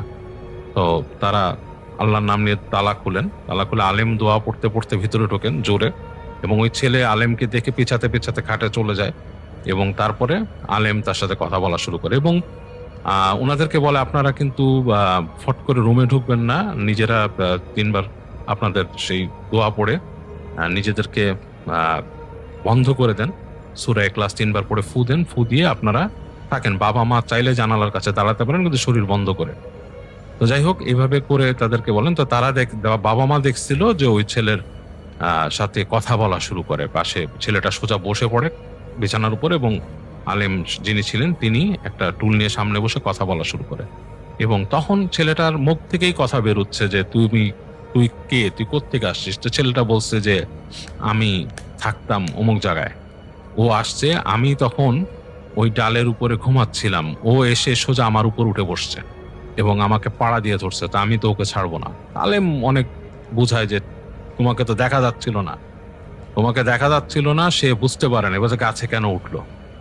তো যাই হোক, অনেক কথাবার্তায় আলেম তাকে সেই জিনিসকে কনভিন্স করে, সেই জিনকে কনভিন্স করে যে এই ছেলে নিজের অজান্তে উঠছে এবং সে কম বয়সী একটা ছেলে, সে জানে না, এবং তুমি চাইলেই তার সাথে এরকম করতে পারো না, তার বাসায় এসে সমস্যা করতে পারো না, তাকে আসর করতে পারো না।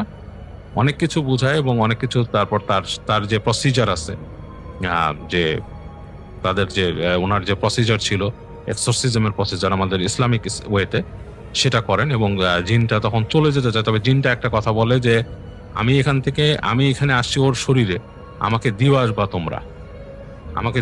তোমরা, আমাকে সেই গাছের কাছে নিয়ে যাবা এবং আমি চলে যাব, আমি আর আসবো না, আমি গাছে চলে যাব এবং তোমরা সঠিকভাবেই পাবা। তো যাই হোক, আলেম তখন তাকে কনভিন্স করে যে তুমি এই ছেলেকে যতক্ষণ পর্যন্ত আমরা নিয়ে যাব কোনো রকম করবা না, সমস্যা করবা না। তো এরকম একটা ডিলে এসে রাজি হয় এবং তাকে তখন আলেম আবার পড়া মানে একটা তার পড়া পানি তার মাথায় ছিটায় দেয়, ছেলেটা ঘুমায় পড়ে।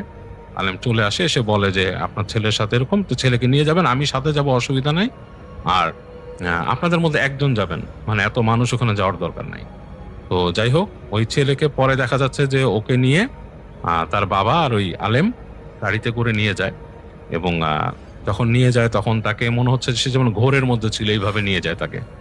তো ওইখানে নিয়ে যায়, যখন গাছের গোড়ায় বসায় দেয়, সেখানে যে একটা ছিল, এবং এমন একটা সময় তারা নিয়ে যায় যে সময় কেউ ছিল না, দুপুরের ওরকম একটা সময়, যে আলেম যেটা তাকে মানে বসায়, ওইখানে বসায়, দোয়া পড়ে এবং দোয়া পড়ে উনি ঘুরে ওই জায়গায় সার্কেল করে এবং দোয়া পড়তে থাকে।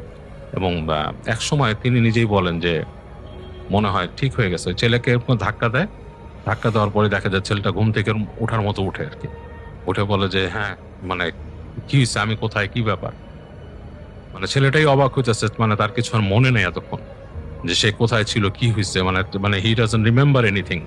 তো যাই হোক, ওকে তখন আলেম তার বাবা উঠে তাড়াতাড়ি ওখান থেকে নিয়ে যায় এবং ওখানে নেওয়ার আগেও আলেম সাহেব তাদের শরীর বন্ধ করে দিয়েছিল ছেলের বাবাকে, তারপর নিয়ে আসে। এবং এর জন্য পরে আলেম উনি বাসায় এসে তাদেরকে বলেন যে আপনাদের বাসায় যে প্র্যাকটিস নাই, রিলিজিয়াস প্র্যাকটিস নাই, ছেলেকেও প্র্যাকটিস করার নাই, কোনো কিছু শেখার নাই, এটা তো আপনাদের দোষ। ছেলে তো স্কুলে পড়ে, সে হয়তো স্কুলে এভাবে জানে না, বাট আপনি একজন মানুষ হিসাবে, প্রত্যেকটা মানুষেরই নিজের ধর্ম আছে এবং তার উচিত তার পরিবারে সেটার একটা প্র্যাকটিস করা, যারা যেই ধর্মে বিলং করে।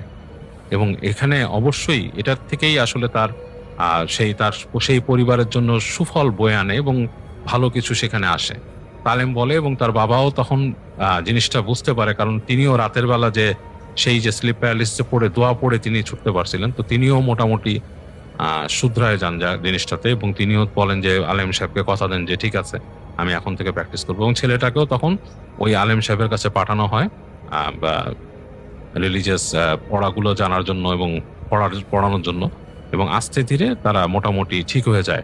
ছেলেটার আর কোনো সমস্যা হয় না। এরপরে ছেলেটাকে শরীর বন্ধ করে দেন আলেম এবং বলেন যে প্রতিদিন এই দোয়া পড়তে হবে এবং এই করতে হবে, পড়া পানি দেন, বলে এগুলো খেতে হবে, আর এরকম, আর বলে যেরকম কোথাও যাবা না, ভর দুপুরে তুমি কোথায় গেছো, ভর দুপুরে একটা গাছে উঠছো, সেখানে কে আছে তুমি জানো।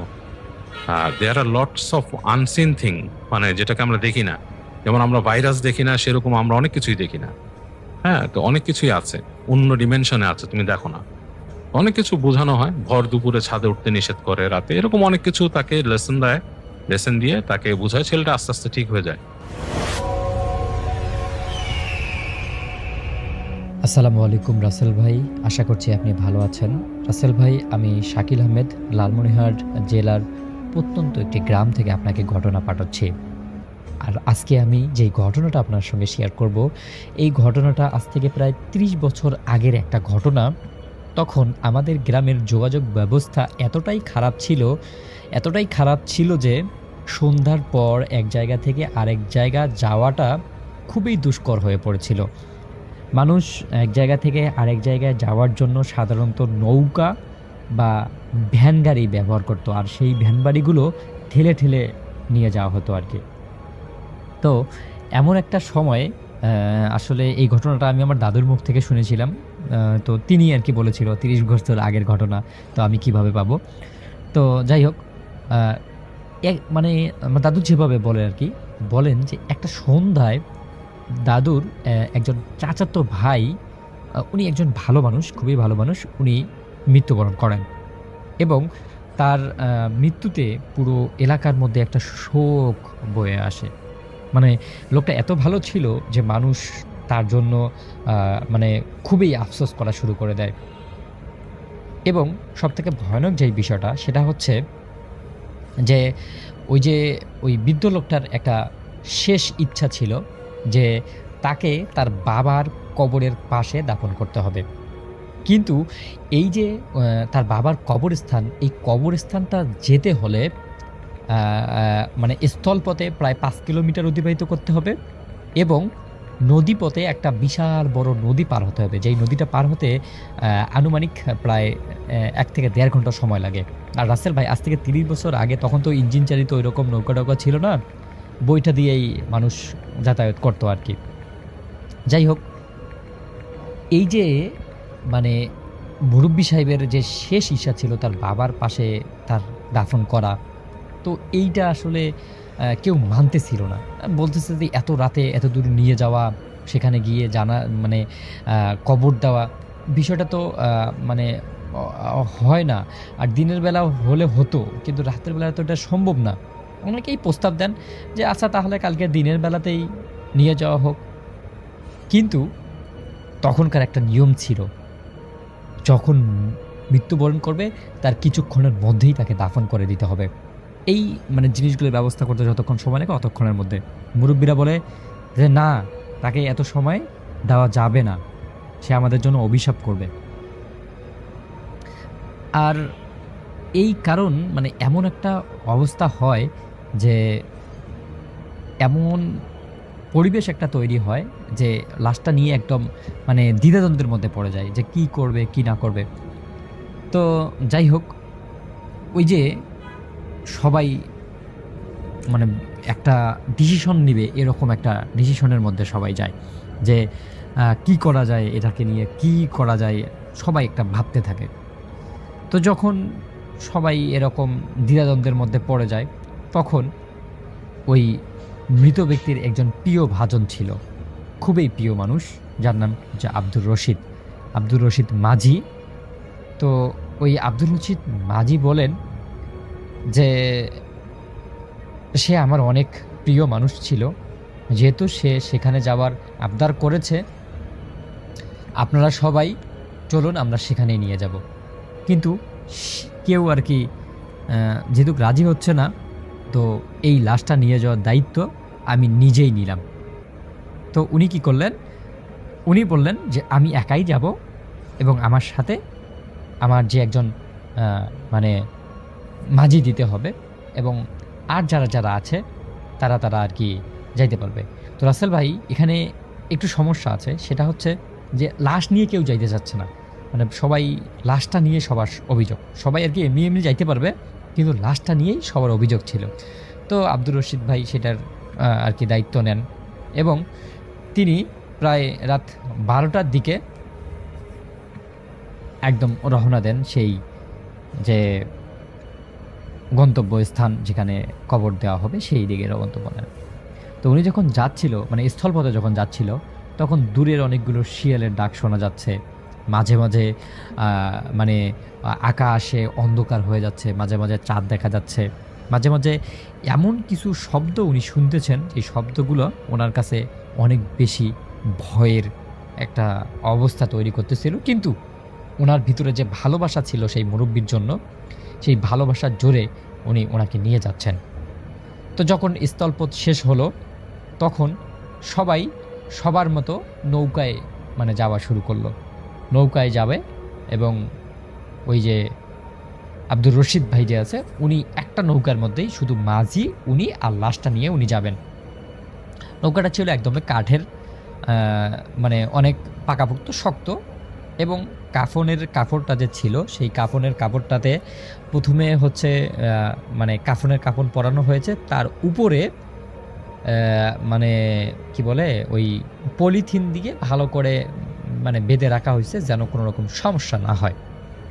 তখন সবাই কি বলে যাওয়া শুরু করে দিয়েছে ইতিমধ্যে। তখন আব্দুর রশিদ ভাই সহ 3 থেকে 4 জন মানুষ ওই লাশটাকে ওই নৌকার মধ্যে তুলে সবাই দ্রুত চলতে শুরু করে, কারণ কেউ অপেক্ষা করতে চাচ্ছিল না কোনো কি সমস্যা টমস্যা হয়, সবাই ওইদিকে চলে গেছিল। এর কয়েক মিনিট পর রশিদ ভাই এবং মাঝি একাই, তারা দুজনেই আর কি নৌকা দিয়ে রওনা শুরু করে দেন নদীর ওই পাশে যাওয়ার জন্য। তো এই নৌকায় যখন যাচ্ছে তখন তাদের কাছে নৌকার পথ দেখার জন্য শুধুমাত্র একটা পুরনো দিনের হারিকেন ছিল, যেই হারিকেনের আলোয় তারা ওইদিকে যাবে। তো যাই হোক, তারা নৌকা চালাচ্ছে। আমি প্রথমে বলেছি প্রায় 1.5 ঘন্টার মতো সময় লাগবে। প্রথম আধা ঘন্টা তাদের খুব ভালোই কাটছিল, তারা যাচ্ছিল তো যাচ্ছিল, সব কিছুই ঠিকঠাক হতে মানে ঠিকঠাকভাবে যাচ্ছিল। তো হঠাৎ করে ওই যে মাঝি যে ছিল উনি বলেন যে ভাই আপনি তো নৌকা চালাতে পারেন, মানে রশিদ ভাইকে বলেন আপনি তো নৌকা চালাতে পারেন, তো আপনি একটু নৌকাটা চালান, আমি একটু রেস্ট নেই, কারণ একটানা তো এতক্ষণ নৌকা চালানো যায় না। তো তখন আব্দুর রশিদ ভাই কী করলেন, উনি বইটাটা নিয়ে নৌকা চালা শুরু করলেন। তো উনি কিছুক্ষণ নৌকা চালানোর পর উনি খেয়াল করলেন কিন্তু নৌকাটা অস্বাভাবিকভাবে ভারী লাগতেছে। প্রথমে যখন তিনি নিয়েছিলেন তখন যেমন অনেক স্বাভাবিক ছিল, কিন্তু এখন তার কাছে অনেক বেশি ভারী লাগতেছে, যেন আরও কেউ নৌকাটার মধ্যে উঠে এসেছে। তো তখন আব্দুর রশিদ ভাই ভাবলো যে অনেকক্ষণ থেকে তো চালাচ্ছি, হয়তো এই জন্যই আমার হাত লেগে যাচ্ছে, এই জন্য ভারী লাগতেছে, বা পানির স্রোতও আসতে পারে। তো উনি করলেন কি, উনি ওনার মতো আর কি নৌকা চালাতেই থাকলেন। তো একটা সময় এই নদীর যে মাঝিটা ছিল, সেই মাঝিটা ওই অনেক রাত না, গভীর রাত না, ওই ঠান্ডা বাতাস পেয়ে উনি ওখানে আর কি ঘুমায় পড়ছেন, কোনার মধ্যে যেখানে ছিল সেখানে ঘুমায় পড়ছেন। তো রশিদ ভাই এটা কিন্তু ভালোভাবেই লক্ষ্য করছেন যে ওই মাঝি ঘুমায় পড়ছেন। তখন রশিদ ভাই আর কি করলেন, সাহসিকতার সাথে উনি নৌকাটা চালাতে শুরু করলেন। কিন্তু কিছুক্ষণ পরেই উনি শুনতে পেলেন নৌকার পিছনে বসে কেউ কর্মর শব্দ করছেন, মানে এমন একটা শব্দ যেন মনে হচ্ছে কেউ কারো হাড্ডি চিবিয়ে চিবিয়ে খাচ্ছে, এরকম একটা শব্দ। কুকুর বা শিয়াল মানে কোনো কিছু খাইলে যেরকম শব্দ হয় ঠিক সেরকম একটা শব্দ হচ্ছে। তো রশিদ ভাই বেশ খানিকটা অবাক হলেন, কিরে এত মাঝ নদীতে এইরকম শব্দ আবার কোথার থেকে আসলো। তিনি এপাশ ওপাশ তাকালেন কিন্তু কোনো কিছুই দেখতে পারলেন না, এবং তারপর তিনি নৌকাটার উপর বইটাটা রেখে ওই লাশটার দিকে একটু যান, গিয়ে দেখেন যে না, লাশটা ঠিক আগের মতোই পড়ে আছে, যেভাবে রাখছেন সেভাবেই আছে। তো তখন আব্দুর রশিদ ভাই আবার নৌকার মাঝখানে এসে মানে শুরুতে এসে আবার বইটা চালাতে শুরু করলেন। কিন্তু এর কিছুক্ষণ পর আবার একই রকমের শব্দ আসতেছে, মানে এবার শব্দটা মনে হচ্ছে তার ঠিক নৌকার ওই লাশটার দিক থেকে আসছিল। তখন মানে এমন একটা অবস্থা হচ্ছিল যেন চতুর্পাশের যে পরিবেশটা ছিল সেই পরিবেশটা কেমন যেন একটা তাদেরকে গ্রাস করে ফেলতেছে এরকম টাইপের। তো আব্দুর রশিদ ভাই খুবই অবাক হন, কারণ এই নদীতে তিনি অনেকবার গেছেন, এমন একটা অবস্থা তিনি কখনোই পড়েননি। এরপর তিনি কি করেন, দ্রুত কালেমা তয়বা পড়া শুরু করে দেন, এবং একটা সময় উনি দেখেন যে ওনার যে হারিকেনটা লাগা ছিল সেই হারিকেনটা আস্তে আস্তে আলো কমে আসতেছে, মানে মনে হচ্ছে যে আলো মানে একদম নিভে যাবে, আবার জ্বলে উঠবে, আবার নিভে যাবে, আবার জ্বলে উঠবে। তো এটা দেখার পর উনি বেশ খানিকটা অবাক হয়ে যান, কী রে এই আলো আবার কি হলো। তখন উনি ভাবলেন যে হয়তো তেল মনে হয় শেষ হয়ে গেছে, এরকম মনে হয় এমন করতেছে। তো উনি আর কোনো কিছু চিন্তা না করে উনি নৌকা চালাতেই থাকেন। বেশ খানিক পরে উনি যখন দেখলেন যে ওই শব্দটা আবার আসতেছে, তখন উনি নৌকাটা নিয়ে ওনার আর কি নিয়ে হারিকেনটা নিয়ে যখন মানে একটু চেক করতে শুরু করলেন, তখন উনি দেখতে পারলেন যে নৌকার মাঝখানে কয়েকটা ভেজা জন্তু জানোয়ারের পায়ের ছাপের মতো দেখা যাচ্ছে। ছাপগুলো নৌকার একদমই পিছন থেকে শুরু হয়েছে এবং লাশটার কাছে গিয়ে থামে গেছে। এবার আব্দুর রশিদ ভাই একদম কাঁপতে শুরু করে। উনি এবার ওই নৌকার যে মাঝিটা ছিল তাকে ডাকতে শুরু করে, কিন্তু মাঝি এতটা ঘুমিয়ে গেছে উনি আব্দুর রশিদ ভাইয়ের কোনো কথাই শুনতে পাচ্ছে না, উনি আর কি কোনো খোঁজেই পাচ্ছে না আর কি। তখন আব্দুর রশিদ ভাই ভাবলেন যে এখানে হয়তো খারাপ কিছু হতে যাচ্ছে। তিনি সেখানে দাঁড়িয়ে খুব জোরে জোরে কালেমা পড়া শুরু করলেন, কিন্তু তাতেও কোনো কাজ হচ্ছে না।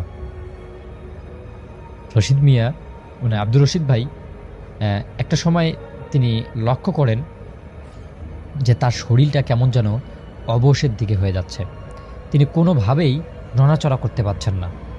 এমন একটা অবস্থা তিনি মানে মানে মনে হচ্ছে যে তার মানে শরীরের সব শক্তি কেউ যেন চুষে নিচ্ছে। এরপর আব্দুর রশিদ ভাই তার মনকে কন্ট্রোল করতেছে যে না, ঠিক এখানে কিছুই হয়নি, আমাকে সাহস রাখতে হবে। এরপর তিনি তার মানে হাতে থাকা একটা তাবিজ ছিল, উনি আর কি মানে একটা তাবিজটা, সেই তাবিজটা উনি ওনার মানে গলায় ছিল, হাতের মধ্যে শক্ত করে ধরেন এবং তার মনে হচ্ছে যে না সব কিছু ঠিকঠাক আছে। তখন উনি আবার আল্লাহর নাম নিয়ে নৌকা চলা শুরু করেন। এবার তার মনে হচ্ছে কেউ যেন তার কানের কাছে ফিসফিস করে বলছে, আমাকে একটু জায়গা দাও। এবার এটা শোনার পর আব্দুর রহিম ভাই হঠাৎ করেই মানে এটা শোনার পর উনি একদম হাত ছেড়ে দেয় এবং তার যে বইটাটা ছিল সেই বইটাটা প্রায় পানিতে পড়ে যাচ্ছিল, ঠিক গপ করে ধরে ফেলে আর কি। ঠিক তখন নদীর মাঝখান বরাবর তারা পৌঁছে গেছে, চারপাশে কোনো আলো নেই, কোনো মানুষ নেই, সাহায্য করতে পারবে এমন কেউ নেই। এরপর আব্দুর রশিদ ভাই চোখ বদ্ধ করে কোনো কিছু না বলে একদম নৌকাটা খুব জোরে খুব জোরে চালা শুরু করলো। এমন একটা অবস্থা যেন মনে হচ্ছে যেন মানে কি বলে ওই যে নৌকাটা এবার একদম লঞ্চের মতো স্পিডে যাচ্ছে এরকম আর কি। তো তারপর আব্দুর রশিদ ভাই দেখতে পাচ্ছে যে নৌকার মাঝখানে রাখা যে কাফনটা মানে মোড়া ছিল, লাশটা ধীরে ধীরে সরে যেতে শুরু করছে। লাশটা মানে একা একাই সরতেছে, আর নৌকায় তো আসলে তেমন ঝাঁকনিও নেই, তাহলে লাশটা সরে যাচ্ছে কেন করি? এটা আব্দুর রশিদ ভাইয়ের একেবারেই খুবই ভয়ের একটা মানে উপক্রম হয়ে যায়। এরপর আব্দুর রশিদ ভাই প্রাণপণে সূরা ইখলাস পড়া শুরু করে দেয়। এরপর আব্দুর রশিদ ভাই শুনতে পারে যে পুরো নদীটা জুড়ে একটা বিকট রকমের শব্দ ভেসে আসে, এত জোরে একটা শব্দ, যেই শব্দটা আব্দুর রশিদ ভাই স্পষ্ট মনে করতেছে যে কি হচ্ছে তার। এরপর আব্দুর রশিদ ভাই আর কোনো কিছুই ভাবতে পারতেছে না, আর কোনো কিছুই করতে পারতেছে না, কারণ পর মুহূর্তেই আব্দুর রশিদ ভাইয়ের হারিকেনটা নিভে যায়, তার পাশে একদম অন্ধকার, সম্পূর্ণ একদম পুরোপুরি অন্ধকার হয়ে যায়। তিনি কিছুই দেখতে পাচ্ছিলেন না, শুধু অনুভব করছিলেন নৌকায় তিনি একা, আর কেউ নেই। মাঝি যে ছিল সে মাঝিও নেই। এরকম একটা অবস্থায় হঠাৎ করেই সেই মাঝিটা ঘুম ভেঙে উঠে বলে, রশিদ ভাই কী হয়েছে? রশিদ ভাই আপনার কী হয়েছে? আপনি কী করতেছেন? তখন আব্দুর রশিদ ভাই মানে যেন স্বস্তির নিঃশ্বাস ফেলল, মনে হচ্ছিল যেন তাকে কেউ সাহায্য করার জন্য উঠে গেছে। তখন ওই মাঝি তো ওনার তো সব কিছুই জানা, তখন উনি বলে যে রশিদ ভাই আপনি এদিক দিয়ে যাচ্ছেন, আপনি আমাকে আগে ডাকবেন না? আপনি এখন ভয় পাচ্ছেন, এখানে সচরাচর এরকম সমস্যা হয়, এটা হতে পারে, সমস্যা নাই, আমি এখন আসি, আমি চালাতে পারবো। তখন ওই মাঝি মানে ওনার কাছে কি আছে আমি এখন জানতে পারি না, ওনার কাছে আর কি একটা কোনো কিছু একটা শক্তি ছিল আর কি অলৌকিক। তো উনি আর কি ওইটা দিয়ে উনি নদীর ওপাশে নিয়ে যায়। তখন ওপাশে সবাইকে যখন এই ঘটনাটা বলে তো তখন সবাই বেশ খানিকটা অবাক হয়ে যায়, কিরে এই লোক তো অনেক ভালো ছিল, এই লোক তো অনেক মানে আল্লাহওয়ালা একজন ব্যক্তি, তাহলে এনার লাশের সঙ্গে এরকম কিছু হতে যাচ্ছিল, তাহলে এটা কেমন হলো? তখন ওই যে কবরস্থান যে মসজিদ ছিল, সেই মসজিদের যে মুয়াজ্জিম ছিল উনি আর কি যেই মৃত্যু ব্যক্তি ছিল তার খুবই ঘনিষ্ঠ ছিল। তখন উনি বলে যে আসলে এই যে নদীটা ছিল সেই নদীটাতে এই মৃত ব্যক্তির অনেক একটা সম্পর্ক ছিল, গভীর একটা সম্পর্ক। সেই সম্পর্কটা আসলে কী সম্পর্ক সেটা এখনও জানা যায়নি। আমি রাসেল ভাই যদি জানতে পারি সেই সম্পর্কটা, আবার এখানে মনে হচ্ছে আরও একটা ঘটনা আছে, সেই ঘটনাটা যদি আমি জানতে পারি আমি আপনার সঙ্গে শেয়ার করবো রাসেল ভাই।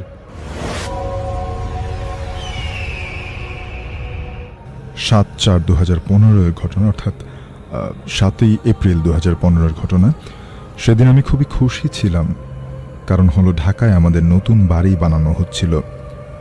বাড়িটা হচ্ছিল 8 তলা। আমি অবশ্য ঢাকার বাইরে থাকতাম, তাই সেখানে তেমন একটা যাওয়া হতো না। আমাদের নতুন বাড়ির সুবাদে আমি সেখানে যাই। ফ্ল্যাটগুলো নতুন ছিল, তাই অনেক কাজ বাকি ছিল। শুধু প্রথম তলায় আমার পরিবার থাকতো। তো আমি যখন যাই তখন খুবই এক্সাইটেড ছিলাম। সেদিন যেতে যেতে প্রায় সন্ধ্যা হয়ে যায়। আমি ভাবলাম সেই বাসায় গিয়ে সবগুলো ফ্ল্যাট ঘুরে দেখব, কিন্তু সন্ধ্যা হওয়াতে কেউ আমাকে যেতে দিতে চায়নি।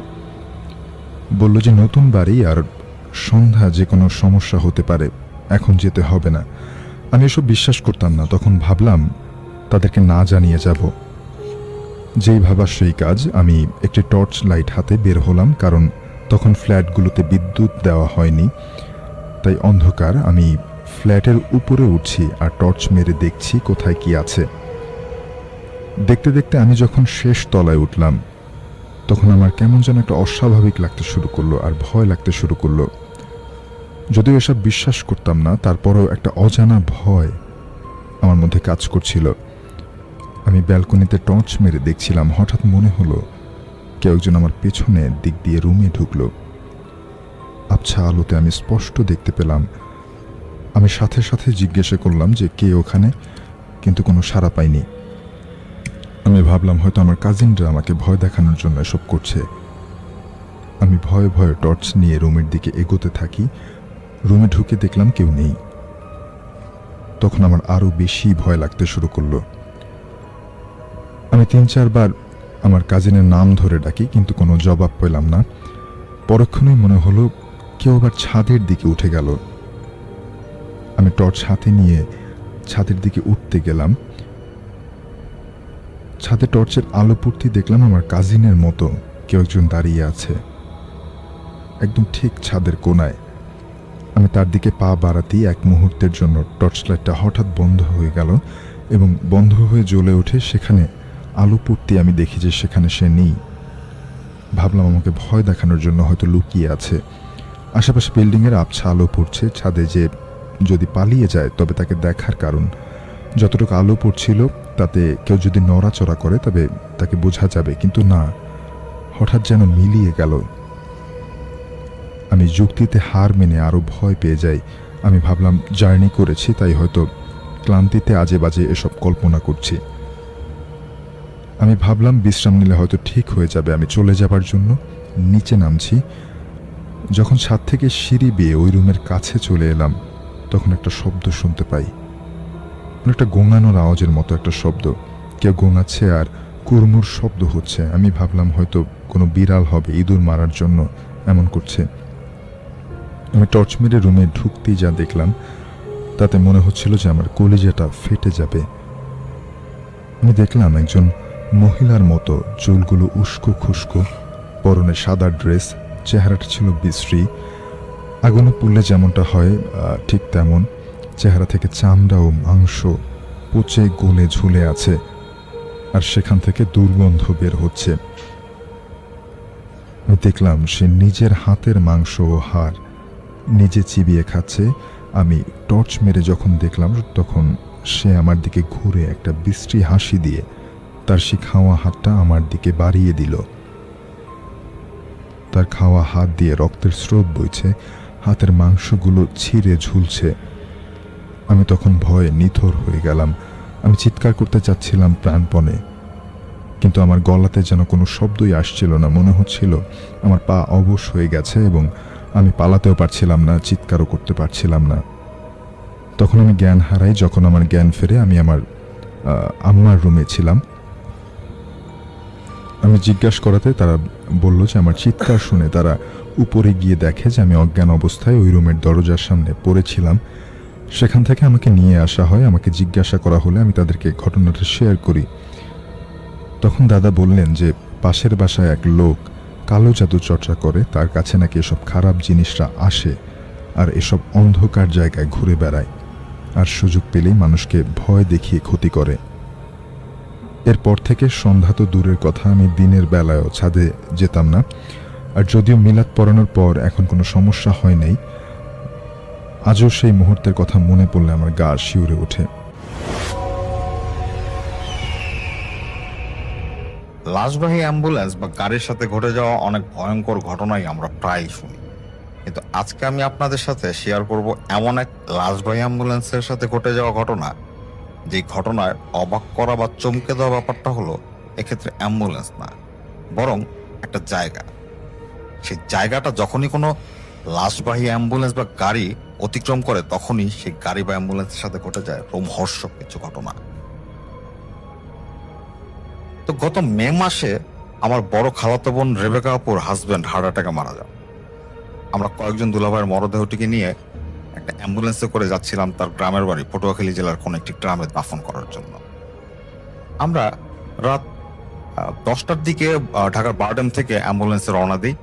11টার দিকে ফেরিতে উঠি মাওয়া থেকে, আর 11:50 দিকে আমরা ফেরি থেকে কাওড়াকান্দি নামক একটা জায়গায় নামি। নামার পর আমরা কিছু খাওয়া দাওয়া করলাম, করার পর 12:30টার দিকে আমরা কাওড়াকান্দি থেকে রওনা দিলাম পটুয়াখালী জেলার উদ্দেশ্যে।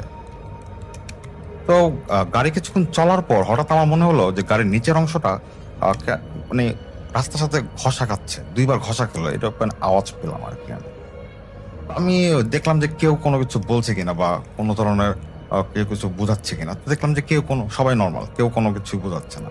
যাই হোক, আমি আর কিছু বললাম না, আমি চুপচাপ ছিলাম। তো কিছুক্ষণ পর আবার একটা ঘষার শব্দ হলো। তো তখন দেখি আমার পাশে বসা রেজা ভাই, সে এদিক ওদিক তাকাচ্ছে। তো সেও আমাকে কিছু বললো না, আমিও তাই কিছু বললাম না। তো আমরা বরিশাল থামলাম হালকা পাতলা রেস্ট নেওয়ার জন্য। তো থামার পর রেজা ভাই সে ড্রাইভারকে বলতেছিল যে ভাই, আপনি তো লাশ নিয়ে অনেক জায়গায় যান, তো ঘটছে নাকি কোনো ঘটনা? উল্টাপাল্টা ঘটনা তো ঘটে শুনি অ্যাম্বুলেন্সের সাথে। ওই লোক প্রথমে সরাসরি ডিনাই করতেছিল যে না, এরকম কোনো ঘটনাই ঘটে না। তো সে রেজা ভাই অনেক চাপাচাপি করার পরও সে কোনো কথাই বললো না। এক পর্যায়ে রেজা ভাই বলতেছে যে আচ্ছা, আজকে যে আসলেন, আপনার কাছ থেকে আজকে কোনো অস্বাভাবিক কিছু লাগছে?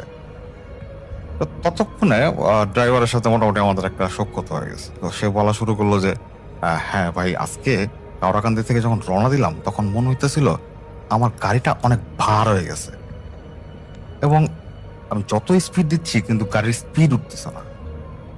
কে জানি আমার গাড়িটাকে চাইপা রাখছে রাস্তার সাথে। তো তখনই আমি বলতেছি যে হ্যাঁ ভাই, আমি কয়েকবার মানে ঘষার শব্দ শুনছি, মনে হচ্ছে যে গাড়ির নিচের অংশটা রাস্তার সাথে ঘষা গেল। তখন রেজা ভাই বলে যে হ্যাঁ, আমিও তো এটা শুনছি। তো তখন বলে আর কি ড্রাইভারটা, যেরকম অনেক ঘটনাই ঘটে। তখন সে একটা ঘটনা বললো আমাদের, সেটা এই রাস্তারই ঘটনা। তো তখন করোনার প্রথম দিক এবং খুব কড়াকড়ি, মৃতদেহ সবসময় পুলিশ তারা দাফন দেয়, নিজের আত্মীয় স্বজন ধরতেও পারে না মৃতদেহ, এরকম অবস্থা চলতেছে। এক লোক আইসিডিডিআরবিতে কাজ করতো, তো সে মারা যায়। মারা যাওয়ার পর তার আত্মীয় স্বজন অনেক টাকা পয়সা খাইয়ে তার মৃতদেহটি নিয়ে বাড়ির দিকে রওনা দেয়। পুলিশকে টাকা পয়সা দিয়ে কোনোভাবে একটা বুঝ দিয়ে সে মৃতদেহ নিয়ে তারা নিজেদের দেশে খবর দেওয়ার জন্য নিয়ে যাচ্ছিল।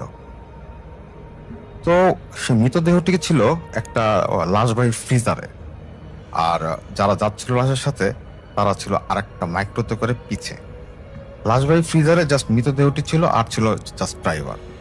তো সেই অ্যাম্বুলেন্স পিছে পিছে যাচ্ছিল, আর লাশবাহী যে ফ্রিজারটা ছিল সেটা ছিল সামনে। তো ঠিক রাত 2টা বা 2:30টার দিকে তারা তাদের গন্তব্যস্থলে ছিল পটুয়াখালী। তো সেই 2:30টার দিকে তারা এই সেম রাস্তাতেই ছিল। তো পিছনের অ্যাম্বুলেন্সের মানে মাইক্রোর লোকজন দেখতে পাচ্ছে সামনের যে লাশবাহী ফ্রিজারটা আছে সেটা হঠাৎ থেমে গেল। তো ওই অ্যাম্বুলেন্সের লোকজন গেল, সামনে যাওয়ার পর বলতেছে যে কি হলো ভাই, থামলা গেল? পরে সেই ড্রাইভার বলতেছে যে ভাই, আমার একটু কেমন জানি লাগতেছে, আপনাদের সাথে কেউ একজন এসে বসেন আমার সাথে।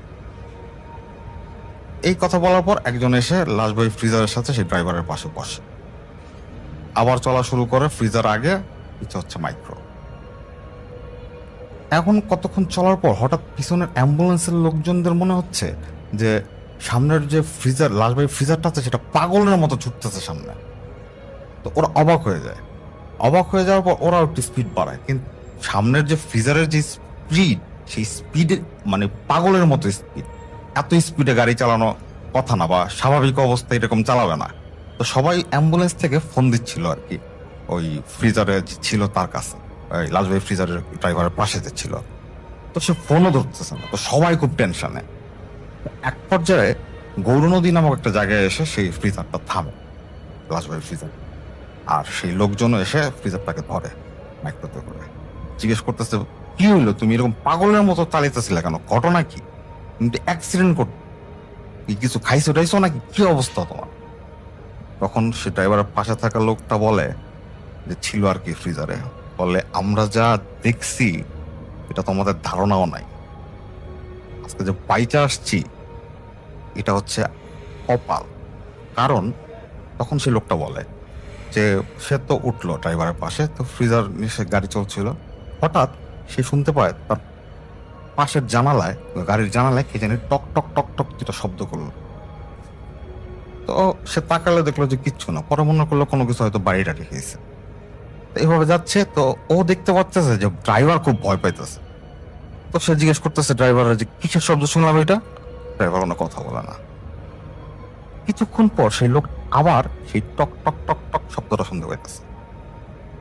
তো সে এবার তাকাইলো, তাকানোর পর দেখতেছে যে একটা হাত, শুধু একটা হাত, হাতের জাস্ট কবজি পর্যন্ত, সেটা সেই জানালায় টক টক টক টক শব্দ করতেছে, কিচ্ছু না। এটা দেখে সেই লোকটা ড্রাইভার বলতেছে এটা কি, এটা কি, এটা কি, এটা কি দেখলাম, এটা কি? ড্রাইভার কিচ্ছু বলে না, সে সোজা গাড়ি টানা শুরু করলো। হঠাৎ কিছুক্ষণ পর সে হাতটা গায়েব হয়ে যায়। এরপর সে ড্রাইভার বলতেছে যে ভাই দোয়া পড়েন, সূরা পড়েন, সূরা পড়েন, আজকে খবর আছে, খবর আছে। তো সেই লোক আয়াতুল কুরসি পড়া শুরু করে। কিছুক্ষণ যাওয়ার পর সে দেখতে পায় তার গাড়ির সাথে সাথে কতগুলো পশুরূপী মানুষ, যাদের মাথাটা বিভিন্ন ধরনের পশুর, কিন্তু তার দেহটা হচ্ছে মানুষের, তারা দৌড়াচ্ছে, সমানে দৌড়াচ্ছে, এবং কিছুক্ষণ পর পর তাদের হাত দিয়ে গ্লাসে বাড়ি দিচ্ছে। তারা তাদের থেকে বাঁচার জন্য এরকম ভয়ঙ্কর ভাবে গাড়ি চালিয়ে আসছিল, কিন্তু পিছনের গাড়ির কেউ কোনো কিছুই দেখছিল না। পরে তারা সেই লাশ নিয়ে সকালে ভোর হওয়ার পর তাদের গ্রামের উদ্দেশ্যে যায়, যাওয়ার পর দাফন করে। এটা ছিল সেই রাস্তায় ঘটে যাওয়া একটা অ্যাম্বুলেন্সের ঘটনা।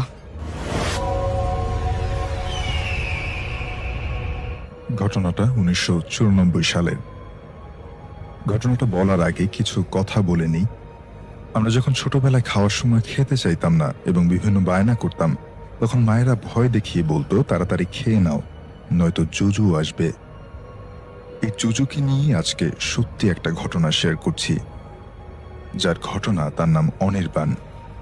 তিনি কলকাতায় চাকরিরত ছিলেন। এক সময় তার প্রমোশন প্লাস ট্রান্সফার হয় নর্থ বাংলার ডুয়ার্সে।